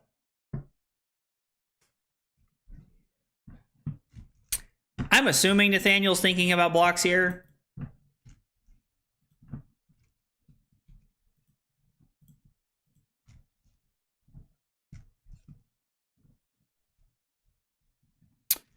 Maybe Outpace is better than Harpoon here. I don't know. It's an interesting decision. Because Outpace does deny him the ability to block with the Carapace, but it doesn't matter. If he wants to stop the Boom Grenade hit, he's going to have to give me his Flittering Charge as well, which he's clearly not willing to do. I think that makes sense. This is going to be a 0 for 4 that he's going to throw at us. And wait, he still has a Lightning Press, right? Yeah, Lightning Press is in his arsenal. So we know about the Lightning Press from earlier. He showed it to us and we haven't seen it yet. So we're going to put Nate down to 4 here. And on our turn, yeah, this turn's insane, right? Or I guess this turn's actually less insane than I think it is. Oh no, we have to take the Rune Chant. So we can't deny him the card draw. Never mind. So there's no reason to block it all then. There's just no reason to block it all.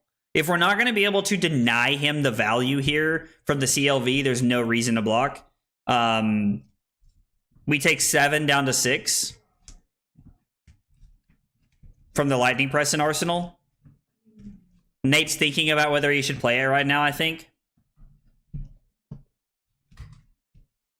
We go down to 9.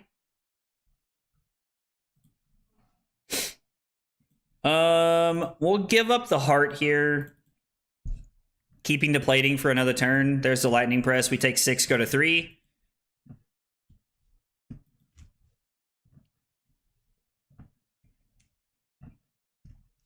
So it was still the Lightning Press we were talking about from earlier.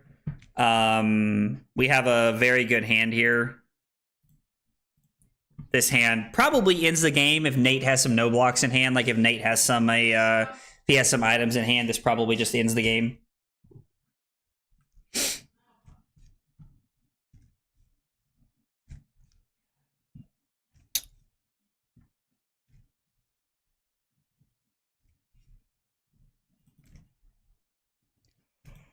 Oh, 0 to 60. The high octane, like, I would kind of like to leave on top because we already boosted one away earlier, I think. Oh, no, that was last game, I guess. What we boosted and, like, what we've kind of pitched all starts to run together for me with Dash after a while, but I keep dropping my cards tonight. I have, like, my cards that I sit and shuffle, and, like, I just drop them every now and again. And tonight, it's been, like, a lot. I've dropped them quite a bit tonight. So this is 5 go again. I mean, if this is a 2-3 blocks, Nate goes down to 3, then Nate goes to 2, and then the gun gets the grasp and the carapace here. If he has a no block, he is just dead on the spot. Or I guess he goes to 2 here, actually. So he goes to 1. If that's another 3 block. If it's a no block, he is just super dead here, though, because he has to give me both pieces of equipment. Yeah. And then the gun gets us there at the very end. So that was weird. We drew very weird, very like awkward hands that didn't do a lot early on. And Nate was saying that his hands were incredibly awkward. We just played a 6-turn aggro game, and our AVPT was 14.5. I think that's the lowest it's been all night, literally. So I don't know. Like finishing 4-4 with the way that like I played and the way we drew tonight feels okay. I honestly think that speaks more to the power level of the Dashio deck than it does anything. Dashio is going to be very strong.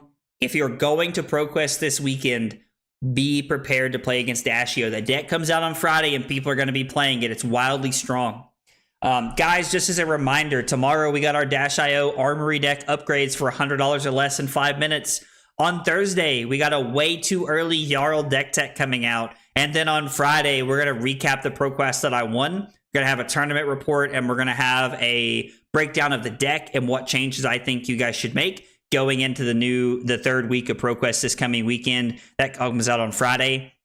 There are not going to be any streams the rest of the week because Carly and I are packing up and we're finishing buying our house next week and we're going to move. I'm hoping to get some streams in the later section of next week, but I have no guarantees at this point what's going on. I know that if nothing else, I will be back after ProQuest week 4, so that we can be streaming from the new house. We can talk about the last week of ProQuest and how everything went, and we'll pick up like normal. Guys, thanks so much for hanging out tonight. Appreciate you guys for being here. Have a good night, and check out the videos, I guess. I can't say I'll see you on Thursday, so I'll see you when I see you. Check out the videos.